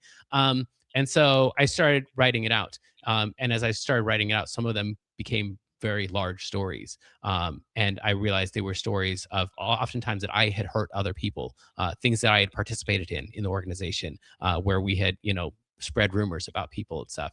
And I thought, those people are still out there, and those people deserve to have someone say to them, you're not crazy. You didn't remember this wrong. Because in the same way they told me I was crazy and that I was remembering things wrong, we had told them that they were crazy and they remembered things wrong. So I thought a lot of these stories really need to go out to the victims of these people, just so that they can have the validation, because that they would spend decades just like crazy, just feeling like, I don't know what actually happened in that place. Like they told me I was lying, and I don't know if I remember or not. So they need to have Jamin come out and say, you weren't crazy. This thing happened, and it happened exactly the way that you remember, or at least this is the way Jamin remembers it, and it probably lines up with the Mhm. way that you remembered it too. So then I started publishing that on a private blog that was almostaCult.com. And so it's just crazy long stories that aren't even really written for the world. They're just there for my future children. So I haven't edited them down to be like, publishable as an interesting book, because I don't care if the world likes it or not. All I want is my kids to have the real facts about what really happened in that crazy organization. So anyway, start doing that. About a year later, I've written about 1 million words on the organization on this blog. That is the audience for it is blowing up, because there's like this underground, like, oh, did you hear, like, Jamin got out and he wrote a blog, and so like all the thousands of people who used to be in the organization are like all still in this web of contact and stuff. So I get done with that, I kind of breathe a sigh of relief. We're looking at 2022, and I'm like, all right, well, that was the personal stuff. I wonder what I really think about God. And that's when I start. I just decide, I'm going to do the same thing I did here. I'm going to put together a blog, and I'm just going to let all the people in the denomination that say that I'm horrible and that I'm wrong and that I've got everything wrong, like, come at me, like, tell me what the right thing is, because I want to believe the right thing. This seems weird. What if this Job thing is true? Then how do we know about the rest? Somebody give me an answer. And I put it on a blog. Nobody reads it, of course, because nobody reads any blog. That's what I'm thinking. So I start emailing it out privately to people in the like leaders in the organization. I have a one-on-one meeting with the president of the denomination, and I trying to ask him questions about, like, tell me stuff, and he's like, oh, Jamin, I'm so sorry that you're going through this, and you're not acting right here. You need to change your life. I'm like, okay, cool, but also, like, what's the answer to the question that I just asked you? And I wish so you recorded that. I wish you would have recorded that. You I know what I mean? cannot confirm nor deny the recording of any conversations that have happened between me and anyone else in the past. I can tell you it was a regular practice within the organization to record conversations privately. Gotcha. So not Okay. only when so and so left would you hear about all the sins that they had, but you would get audio clips too in some cases of, like, here's what they said about you. They said that you're lazy and that they think that that mole on your face is ugly. And so you would get to hear that person who just left call you ugly. And, anyway, it was recording Wow. conversations was a big part of my traumatic experiences in life. Anyway, so then we're back to this thing. So I'm emailing people that I know are smarter than me theologically and getting back basically the same responses all the time. Like, if you didn't want to follow your sin, you wouldn't have these questions. You got to have more faith. Like, cool, I got the faith. I believe it 100%. Just tell me how it's also true. So anyway, I start realizing this is not going well. At the same time, my wife is reading some books by like Reza Aslan and some other people. No way. Yeah. I'm literally going back through Reza Aslan's book on Zealot right now as we speak. So that's interesting. Yeah. And for neither one of us was it it was just like reading banned books. It wasn't even like, hey, let's prove this thing wrong so that we can know that our sinful life is the right life. It was just like, we've only heard the approved authors, the approved clips of the approved authors of this tiny little group. Like, what do other people say? And that's a really dangerous question, as it turns out. And so the list starts getting longer and longer instead of shorter and shorter. And I start realizing, oh, crap. Like, there's a bunch of this that's just made up. Like, I'm not even talking about like the stories in the Bible. I just mean the religion. Just like the fact that I didn't know that the rapture was a thing that got invented by John Nelson Darby, or the fact that I didn't know anything about the canonization of scriptures, or the just the beliefs in our like the evolution of Christianity. Like, I thought we believed basically what Paul believed, because we were good Christians. We were reading Paul's writings. Like, Christianity's been Christianity. And then the realization that like, this is the 99% of the religion that I have has nothing to do with anything that would have been recognized as Christianity for the vast majority of history. And that every time you bring that up, everyone in their 3 trillion different versions of Christianity are all like, yeah, but you're just not believing it the right way. Or you're not just right. Like, it's just such a tiring response. Honestly, it's like so boring, and they're so sincere. So I feel bad about it. But like, also when they're like, but if you just something, all right, go. Yeah. I get the same problem. I get the same problem myself. Yeah. I'll have a video where I'm like, why I don't believe the resurrection is true or something. And I'll go through all sorts of stuff, from comparative mythology to contradictions within the text to other cognitive and psychological explanations to propaganda explanations to potential, inventive cultic material. Like, there's so many different avenues you can hypothetically go down that seem more plausible than he really rose from the dead. And of course, then I get this response that goes, well, and this happened recently on Facebook by another big YouTuber, Capturing Christianity. He writes me and goes, but did you not look up the modern miracles of Zoltan? And I'm like, not yet. I haven't yet. Yep. And that was enough for him, I think, in his And I'm like, well, dude, so do I need to look up every miracle and be able to falsify every single explanation or every single miracle that's ever happened in human history for me to then walk away and go, I have a rational reason, a very strong rational explanation for why I don't believe this is true. But you can't, if you don't first unravel those. So I'm working on scripts, by the way, that will deal with the particular modern miracle claims and stuff. But yeah, it's like, it never ends. If it isn't just, well, you got the wrong form of Christianity, it's, you didn't look into every nook and cranny, jot and tittle, and that's it. Yep.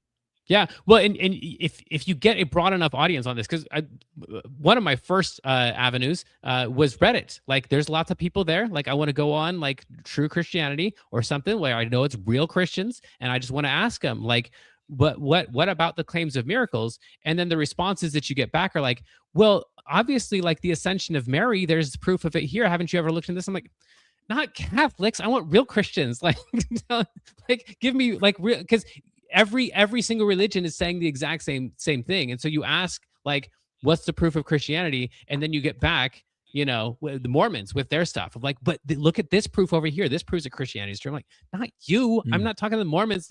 Like, I want proof of real Christianity. As it turns out, the proof of real Christianity is the truth. The same proof as all of the false Christianities, it would seem, if I'm really honest, but maybe not. I'm open to being wrong still. I'm thinking about your book when you say that. If I'm really honest, again, so back to this. That one, it's just like 200, 300. I don't know. They're packed. packaged into like groups of like, here's something that seems weird to me. Here's a few paragraphs on it. Here's something that seems weird to me. Here's a few paragraphs on it. To date, I don't have a Yeah. single one of those that anyone has given me anything that seems actually reasonable to refute what seems evident about my Christianity. But I don't know. I'm open to being wrong. I don't have any marriage to that book. I'd love for it all to be wrong, and I'll reconvert and be headed back to heaven again. That sounds great. Why not do that? But I can't get anything except for pity and condemnation. So here we are. Interesting. Oh So no! Did I lose you again? Did you? Son of a nutcracker! Nope, I can't hear you at all. I'll see you in a second. I don't know. Something's going on. Okay. That's funny. Well, everybody hit the like button right now. Please hit the like button. I hope you will do that. Let's keep this thing growing. Let's keep this thing going. I hope more and more people, are going to check out Jamin. Jamin's kicking butt here. Jamin, you can hear me now, huh? This is weird. So I don't know. So you have questions. You're going down the path of critical scholarship, or at least you're seeing what critical scholars are saying. You're hearing different voices, different things. And would you say you're not a Christian today? No, I would say that I am a Christian, but just because my definition of Christianity has evolved so greatly. So my complaint is, I can't get any Christian to tell me what it means to be a Christian. Like what are the actual requirements? Yeah, I can't find it in Scripture. Some of them say you have to be baptized in order to be saved. Some of them say you have to sell everything that you have, and maybe that's just hyperbole. But like, give me like any Christian, and you can do this right now. Just email me and let me know. What do you have to? What are the requirements? How do you know for sure that you're saved, that you are a Christian? And then by most of those definitions, I am that. I've confessed Jesus is my Lord. I have been baptized. I spent my life in ministry. I not only gave everything that I had to the poor, but everything that I lived for was ministry. Like, I've done all of the Christian things. Right. And also, I've got a great I read the Bible more now than I ever did before. I still pray. Like, I don't know what you want me to do. I'm not currently tithing to a church. But maybe that's the thing that's like keeping me out of heaven. But I can't get any Christian to tell me what it actually means to be a Christian. So I don't know how they're going to disqualify me as one. And also, I get the sense that, like, for example, if I currently moved to Brazil, and I was like, I'm going to be a Brazilian, right? I think that everyone in my community would know me as the American. And I'm like, no. Like, I'm a Brazilian citizen now. Like, I'm one of you. And they'd be like, okay, that's cool. But like, I even know I've got friends who are Russian, and they were born in America. They're as American as I am, except their whole life is Russian. Like, they're Russian, and we know, like, I've got this Russian friend, and like they have nothing to do with Russia. They don't know anything about Russia. I probably know more about Russia than they do, but I still know them as my Russian friend. They're still a Russian, and I feel that way everywhere I go in my life. Like, that's cool that, like, you think that I'm not part of the club, but also everywhere that I go, I've still got DC Talk on my playlist. I'm still praying. Like, everyone knows me as the Christian. So like, I don't know by what definition I am not Christian, except for the fact that I don't think that Jesus rose from the dead, and I don't believe that the scriptures are inspired, and a bunch of theological stuff. But you don't agree with a bunch of theological stuff from other Christians too. So I don't know in what way I'm not a Christian. Also, I'm an atheist.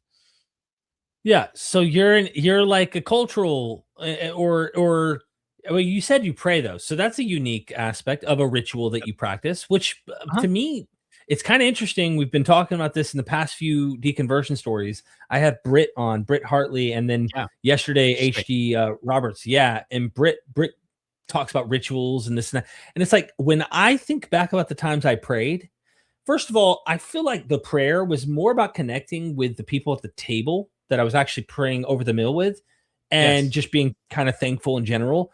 And then self-talk. So if I was praying by myself, it was like I'm like, hey, dude, you up there, you doing okay? Hey, I hope things get better. I want to be grateful and thankful for my kids. That kind of stuff's like self-talk. Yeah. So when you said you prayed, I'm thinking how you've renegotiated maybe what the receiving end of that prayer is. And maybe it's just like into the ether of the universe. Maybe you're just like, well, I say it and I'm used to it and this is habit. But I'm sure it shocks a lot of my audience members to hear you say, I'm a Christian, then turn around and say, but I don't fit the confines of your box. And I had this Muslim friend of mine actually reach out to me when I said, hey, I don't think some of the founding fathers were Christians. And when you read them, like they're actually antagonistic in many cases to the Christian lore, to the Christian message, to the gospels, all sorts of stuff. And they're like, but if they identify as Christian and they say, hey, yeah, I consider myself a Christian, what do you do with that? Right? Who are you to say that person isn't what they want to say they are, even though they aren't believing in the creeds? They don't believe in the message that Paul might have wrote down. Anyway, I just think it's interesting that you still hold to that. I imagine I'm culturally Christian in many respects, but I don't call myself one. You see what I'm saying? Right. So we just have a different way of, I guess, approaching. In my Russian friend, like if they introduce themselves as Russian, which they identify themselves as Russian, even though they have nothing to do with Russia. But like they're, by the way, is there an echo right now? You're getting one? No. Okay. I feel like I am. So like they would identify themselves that way, even though they're not that, obviously. And so I guess I've redefined, like I said, Christianity to such an extent, which I know a lot of Christians think that's a sin, but like you're defining your Christianity too. So it doesn't mean the same thing to me. We're not actually following the guy in the book, and the book was not written by anyone who had met the guy. So like everything about us is legendary, mythological, ritualistic, ceremonial, and performative. And so I've got the same thing. I've got all the ceremonies and the rituals and the performances, and I've got the mythology, and I'm there. I'm a Christian, and I'm sorry that you find that offensive. But also, like, if you told me, like, well, you're not a real man unless you like football. Like, I understand. Like, that's cool. You can do that. Also, I don't really care for football that much, and I consider myself a man. And I don't mean that to be offensive to you. And I know you think like you got the definition of man. Like, so like I'm not trying to say that I'm the same as you. I'm just saying I can't help but consider myself a man because I do. And so, but I don't like football because I disagree with the definition. And you're like, well, you're redefining what a man is. Like, yep, you too. Yeah, we're doing the same thing. Yeah. So I love that you bring that in. There's so much there. So what do you do now? I mean, like, here you are, right? You kind of defined a little bit about your questioning of these things. Obviously, you're not a believer in them in the literal sense that the stuff, there might be a message there that you find occasionally that you latch onto, music that you still hear that gives you inspiration or helps you and depends on, the times, whatever. There's still songs I hear where I'm like, that's a good song, and some of it I'm like, nah, I'm good. Like just, but what do you do today? Like, what is your goal today? I mean, you were going to raise your kids as Christians. I have 3 kids. I didn't quite want to be as rebellious as you. I told her when we got together, we were going to have 8, because I wanted this big family and I was going to be, nah, dude. We had 5, 2 miscarriages in between, some of them, but I was going to like raise my children as godly children. I raised them in the church. And one of my kids is still a believer in something. Like, he's not like devout or anything extreme. I think he's very normal. Yeah. Like, not like me and not maybe like you. I don't know. But what do you do with your kids these days? How do you go about raising them? And how is your life now that you're outside of that weirdness that you were in your whole life? Yeah. So then this part, if any Christian is still watching and they didn't turn this off already, you probably don't want to hear this part because it's not believable. This sounds like a lie to every Christian, but my life is so much more fulfilling, full of sacred moments, and so much more purposeful. And I would probably put a caveat to that one. But it's so much more enriching. Like, everything that we were aiming for inside of Christianity, the real version of it exists outside of Christianity for me. That's been my experience. I was aiming for less sin in my life, and I currently do less sin, what I would have called sin, even though I don't think it exists, than I would have done before. Mhm. The thing you're talking about, like praying with people, like before, when I prayed with people, there was a annoyingly high percentage that I could feel of that prayer that was performative. Like I want to pray. I'm gotta use the form of the kind of prayers that we do around here. I want these people to know that I'm a real prayer, that I pray the right way. And so like there's like some of it is like you're addressing God, but you're really addressing the people in the room. And Yeah. now I don't have any of that. So like all of the stuff that like Jesus says about the phylacteries and about the people who pray out on the, you're supposed to just like it's just still supposed to be focused on you and God, the divine, or whatever you want to call it, whatever. Like all that stuff that I was aiming for as a Christian, I get now. Like it's a part of my life, just unintentionally, just because I don't care to perform for any of these people. Like, what's the worst case scenario? They're gonna think I'm an atheist. Like, I'm an atheist. That's right. Like I don't pray perhaps the way that you want me to. And so it's just everything that I was hoping for in Christianity, except for eternal life, is now more than I could have gotten ever before. And Wow. the eternal life thing is different too, because it always another one of these things. Like put it in the bin with Job. Doesn't Mhm. it seem weird that after a million years of singing holy, holy, holy and not doing anything else, no one is getting bored? Like, doesn't that seem weird? I'm not saying I'm right, and Uh, I've never been there. It just seems odd to me. Like, how is it that we never get bored? I'm not right. saying that Jesus didn't raise from the grave. It just seems weird to me that we're singing three words, the same word, three times in a row, over and over for eternity, and then we never get bored. Like that goes in there. And now I don't really have to worry about that. And also, I'm finally allowed to grieve. Like now that I don't believe in eternal life, I can Yeah. go to a funeral and remember my friend and then invite this friend to be a part of me for the rest of my life and thank him for being who he was in my life. And now I'm going to carry him with me until I die. And his memory is going to fade, just like the memory of everyone ever throughout history. And he's gone, and it's just that much more precious that he was here with me for a moment. And then that I'm Yeah. going to be able to be that with my kids, and I can just really be sad that he's not here anymore, instead of being sad because that you can't help but be sad that he's gone, but then also feeling guilty about that because I'm supposed to be happy for him because now he's with Jesus rejoicing forever. So like, how is he so happy and yet I'm so sad for him? Like in this like, but I want to do this the right way. Like how does Jesus want me to feel about his death?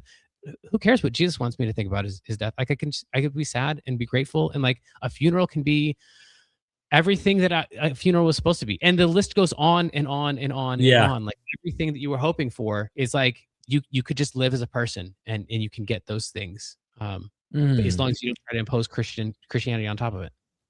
You reminded me of a story that I had in my past where I'm no longer a believer, right? For at least a year or 2. And my wife's best friend overdosed and died. And that her parents, my wife's best friend's parents, uh, always knew me as the Bible thumper, like the holy guy who was really into the Bible, Yeah. but also was Yeah. close with them.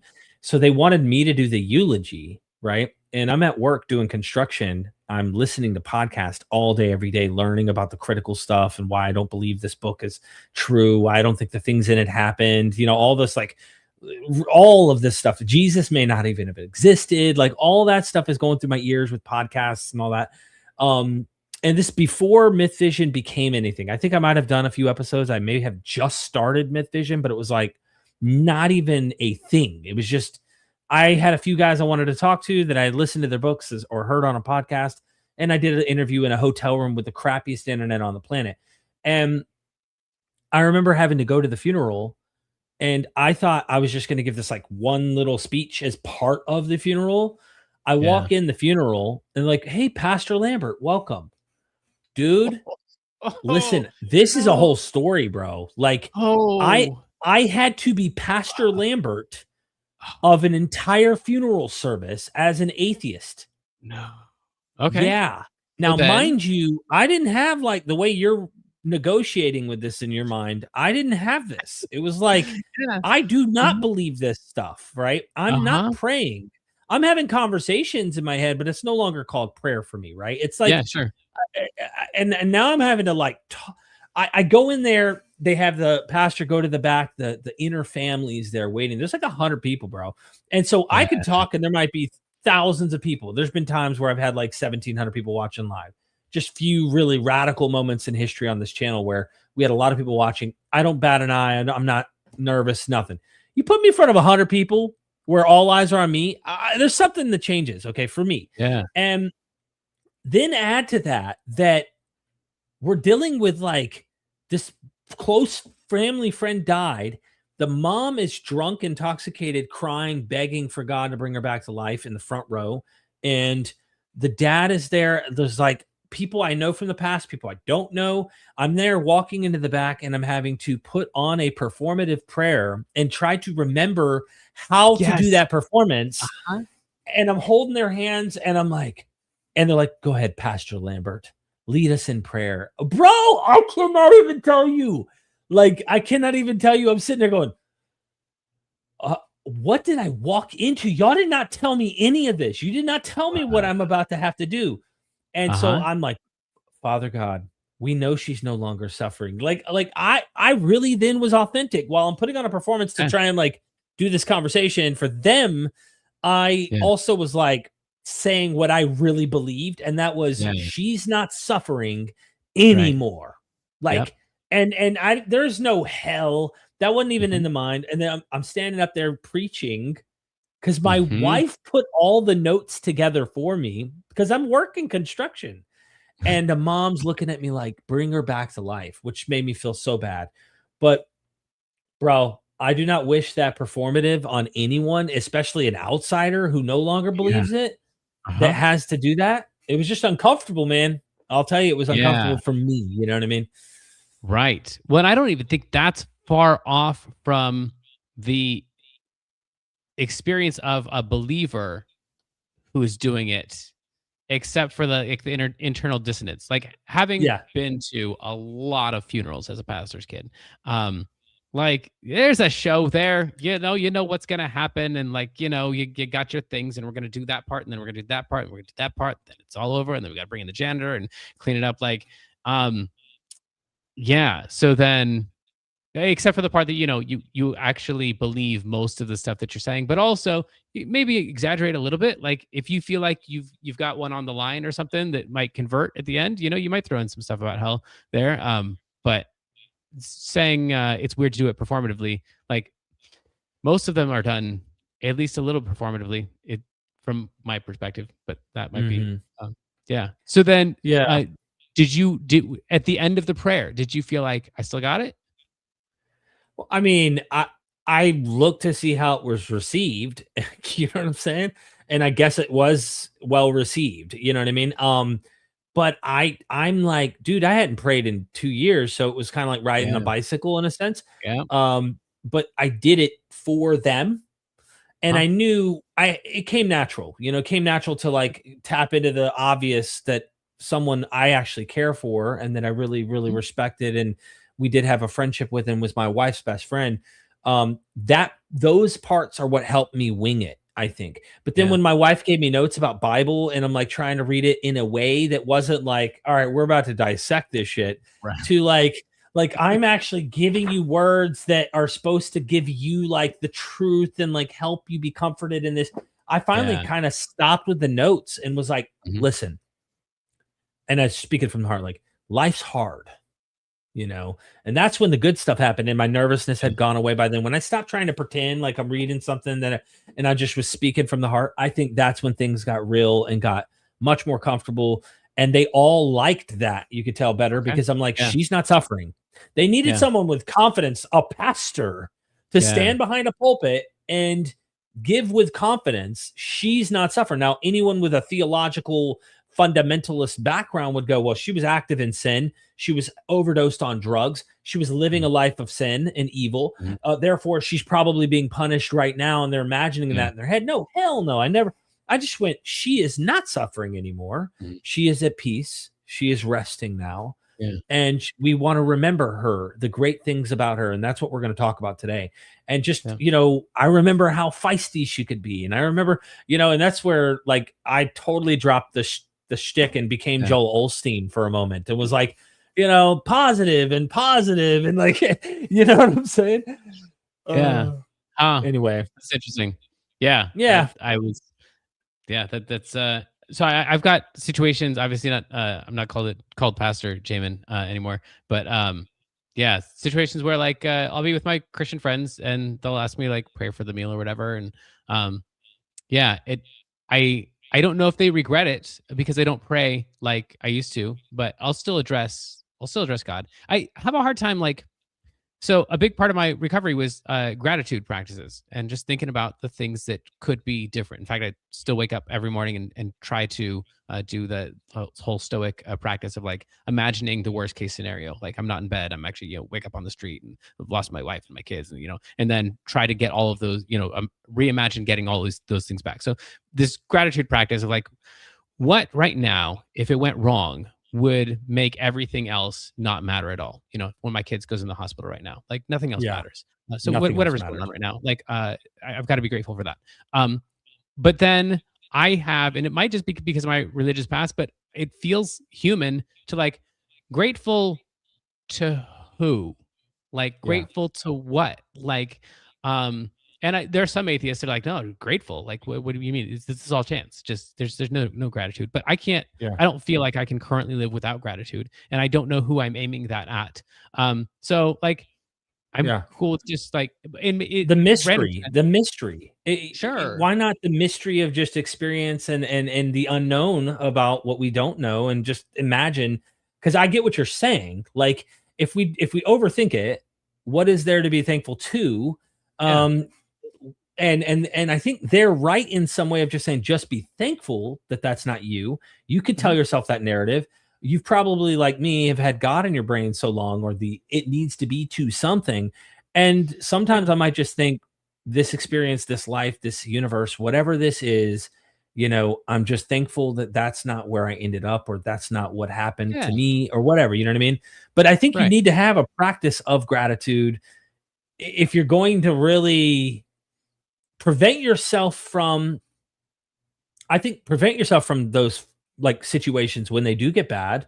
It kind of prepares you in a sense where you kind of like are letting your mind be prepared for things that can happen, outcomes that may not be foreseen, but also having a positive life, Right. But I don't know. Well, I mean, I was gonna say too, like I'm fine with the personification of it because I think that's what we do as humans. We like to anthropomorphize things.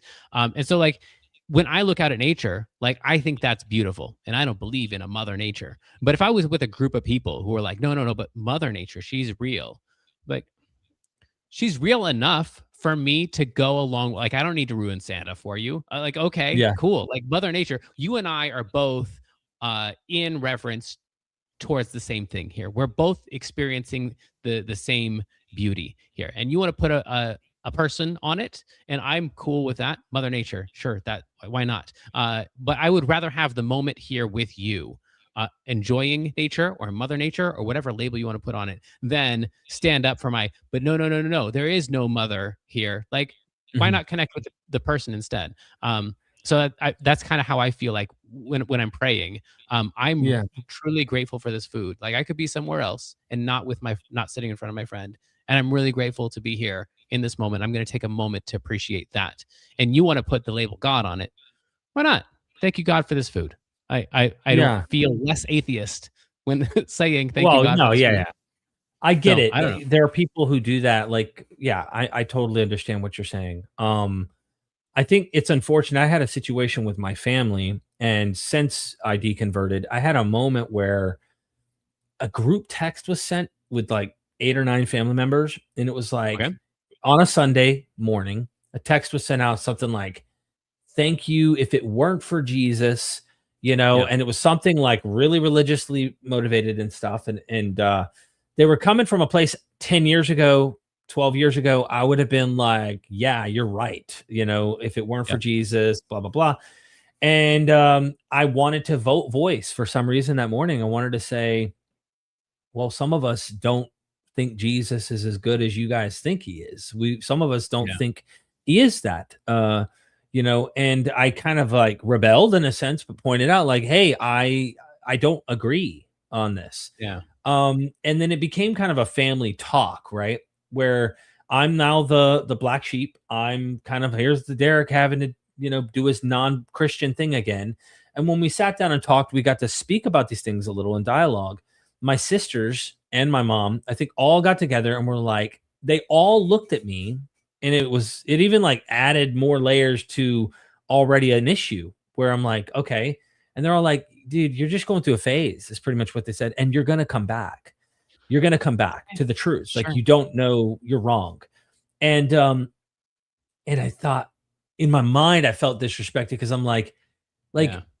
how I kind of pointed out, I'm like, look, hey, this is arrogant sounding, but it's like a fact. I've forgotten more about the Bible than you guys have ever even read about the Bible. I've learned more about this religion and its background and its history and its development and its evolution and the various things about it than you've ever learned about it when it comes to actually trying to know what the truth is about this.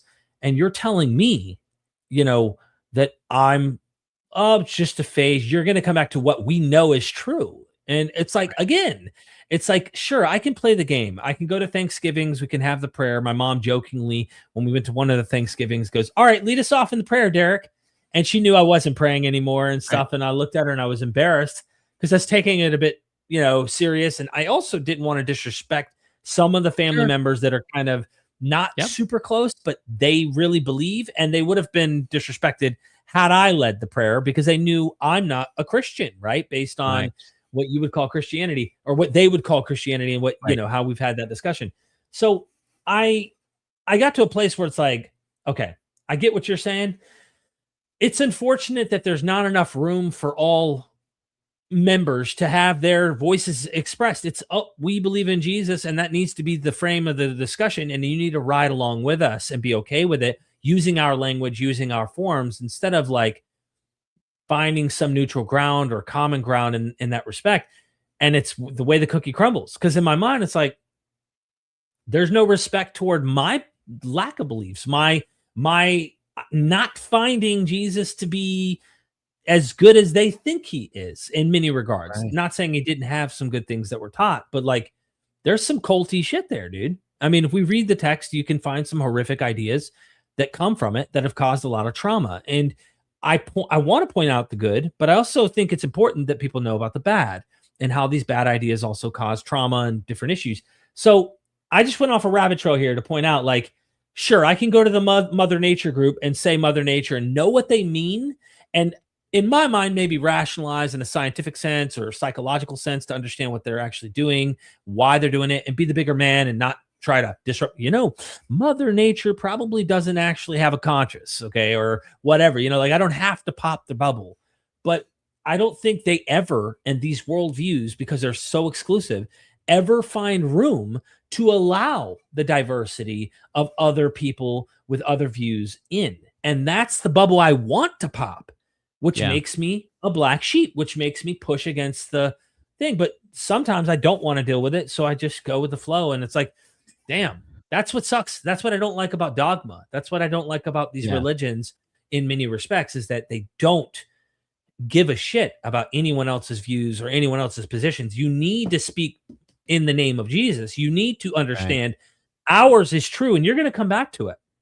That's why I have a chip on my shoulder a little. So, Yeah, well, and that's understandable too. Like I don't disagree with any of that, and it definitely is a matter of who is going to tolerate the other person. Because I think that I'm tolerating the Mother Nature people when I'm around Right. them, like tolerating their ignorance, and they think that they're tolerating my ignorance. So, but in the case of Christianity, they feel like they are about to convert everybody Yeah. into it, and so there's no, like you're saying, there's not that mutual respect. And I don't think Christians on the whole, the vast majority of Christians understand how much the world is tolerating them. Like they feel like, but we got the truth and we're like trying to help everybody. But when the rest of the grown-ups are like, we're gonna let them have their thing because it's important, and also like personally, I think they've got some really great value in the things that they do. So I don't think it's Sure. all like if we just flush it down the toilet. I don't know that things are net positive. I'm not sure. Right. Whatever. I don't know But either. like there's some benefits in there, but also we're tolerating you. Like every time that you've gone to the doctor and they were like, I don't know what happened, but you're getting better, and you're like, it's because of Jesus. Jesus healed me, and they're like, okay, it's because of Jesus. Like, you think that you just converted them. You're going to go tell your church that your doctor believes in Jesus when really your doctor's like, alrighty, cool. If you think that that's helping you, then that probably is helping you. Because if you would have Mhm. said, I prayed to Buddha and Buddha helped me, he would have had the same response. If you would have said, well, it's because I had an extra glass of water, they'd be like, yep, sometimes water cures cancer. You just never know. Keep drinking that water. Like whatever it is you think that it was helping, then they're gonna just go along with that. The Christians don't know that there's a whole medical industry that is just allowing them to have their dream so that they can get whatever benefit would come from having that dream. And there's Mm. just so many places like this where it's just like we're all putting up with you and you don't know it and you don't have any respect for it, and so it feels a little annoying because it's kind of immature for you to be like, I'm a big boy and I'm it's like Yeah. you got this sense that you got the truth because we're all allowing you to think that you got the truth, and a lot of us want to do the Derek thing and be like, okay, but it's not the truth. Like, I just Yeah, I have to mean, say it. look, It's also I not the don't truth. wanna yeah, I don't wanna do that, like, it's not all I wanna do, but it's like, No, you right. almost wanna give a little bit of a reality check and be like, "Hey, Yes. look, you're not the only one in town, and you're not the only people on the planet," and there's a sense in which persecution complex is built into this, because Yep. if you do not tote the line, say the prayer, put the words in the public schools, make sure it's part of our laws, like, that's persecution too. I mean, Mhm. like, how far do you go? You want to own the world. You want to dominate the world with your ideology. You believe this is the one true thing, just as Islam in many forms does. I mean, most forms, I would say, does. And so, at the end of the day, I just I feel like we need to have that protest, so to speak, the vocalization of saying, "Hey, can you look in the mirror? Can you realize you're not, there's a lot more." And they see the otherness as a thing to change toward to be like them, instead of the otherness is actually something we should just coexist with and be comfortable with. And that's been the historical like line of converting pagans, of trying to squish out those who do not fit even in their own Christian umbrella. You're not under our umbrella. And this has just Right. been all throughout history. That's how Christianity has behaved, acted, and such. Not every single Christian, of course, not all forms of it have been as toxic, but that is what I see. And that's part of why I do a lot of what I do, is to defang those things so that more people can negotiate with the tradition like you have and say, hey, I call myself a Christian. Technically, do I think the resurrection happened? No. But like, I find beauty and I only look to the positive things. It's not like I look forward to hate my mother, father, sister, brother to come follow you, or eternal conscious torment, or even if you want to say it's annihilation, you can go that route too. But like any form of punishment for people in that regard, the list can go on and on, that you could try and list harms and stuff. But I just feel like we need to be able to do that Yeah. and coexist. Absolutely. And I think that's the least Christian thing about me is that I allow other Christians to call themselves Christians even though they don't believe what I believe. Because that's not what you're supposed to do as a Christian. But for all of my disbelief in all of the religious stuff, I like that. I think that is, if we could get the church to that, I think so much harm would be reduced. And honestly, that's the not to just plug the book, but like that is the point of Dear Evangelicals is it's just like trying to change the church. And yeah, I don't mean this is a plug. This is a message that I feel strongly about. Like, I Plug. don't, I don't, I don't want to destroy the church. I just think the church could do so much better than they do. And one of the things would be, just keeping an open mind to stuff like that. Because honestly, if you were gay right? And then you have Yeah. the same thing at the dinner table of like, oh yeah, but that's a phase, and you're gonna get over it, and then you're gonna come back to us, and you're gonna be saved Yeah. again. Like, that's messed up, man. And and then forcing you to make the decision of like, do I tolerate you in this, or is this one of those times I'm supposed to stand up because this is like a a civil rights kind of a thing? Like, Interesting. to put you in that position is kind of messed up. And so I don't have anything against the person who's like, well, screw you, I'm gay, and like eh, setting their family straight. On the Yeah. other hand, like if someone wants to be like, these dorks, whatever, like let's get to the meal. I love these, they're my family, but they're just idiots. Like I that's cool too. Like I don't know that one is necessarily better than the other, and they've both got their place at different times. I agree. I think both, all of that is me. I've done all of it, right? But again, your point, it's unfortunate that built into the belief systems, um, that what you are, and it'd be like you couldn't bring your partner, let's say you said same-sex relationship, bring your partner to a dinner table without knowing that they're judging and knowing. That's how you really make people feel like, damn, they have to conform to you. They have to become like you and believe like you and do what you say is okay in this regard in order to even be welcome to the table. Who are they really hurting here? Are they really hurting you? Does that Yeah. relationship really cause you, other than your theological baggage, which I'm trying to dismantle by doing a lot of what I do? Like once you realize that's not the case, then all the fear you have of the hell and the abomination of that behavior, you realize, man, I misunderstood. This is just incorrect. I didn't have the correct understanding about the world. And yeah, I don't know. I mean, I think the dialogue needs to continue, but it's like if one side is behaving like your dad and your mom were, specifically your dad, what do you do except for run away? I mean, you can't change them. You can't, and you can't live in that environment any longer.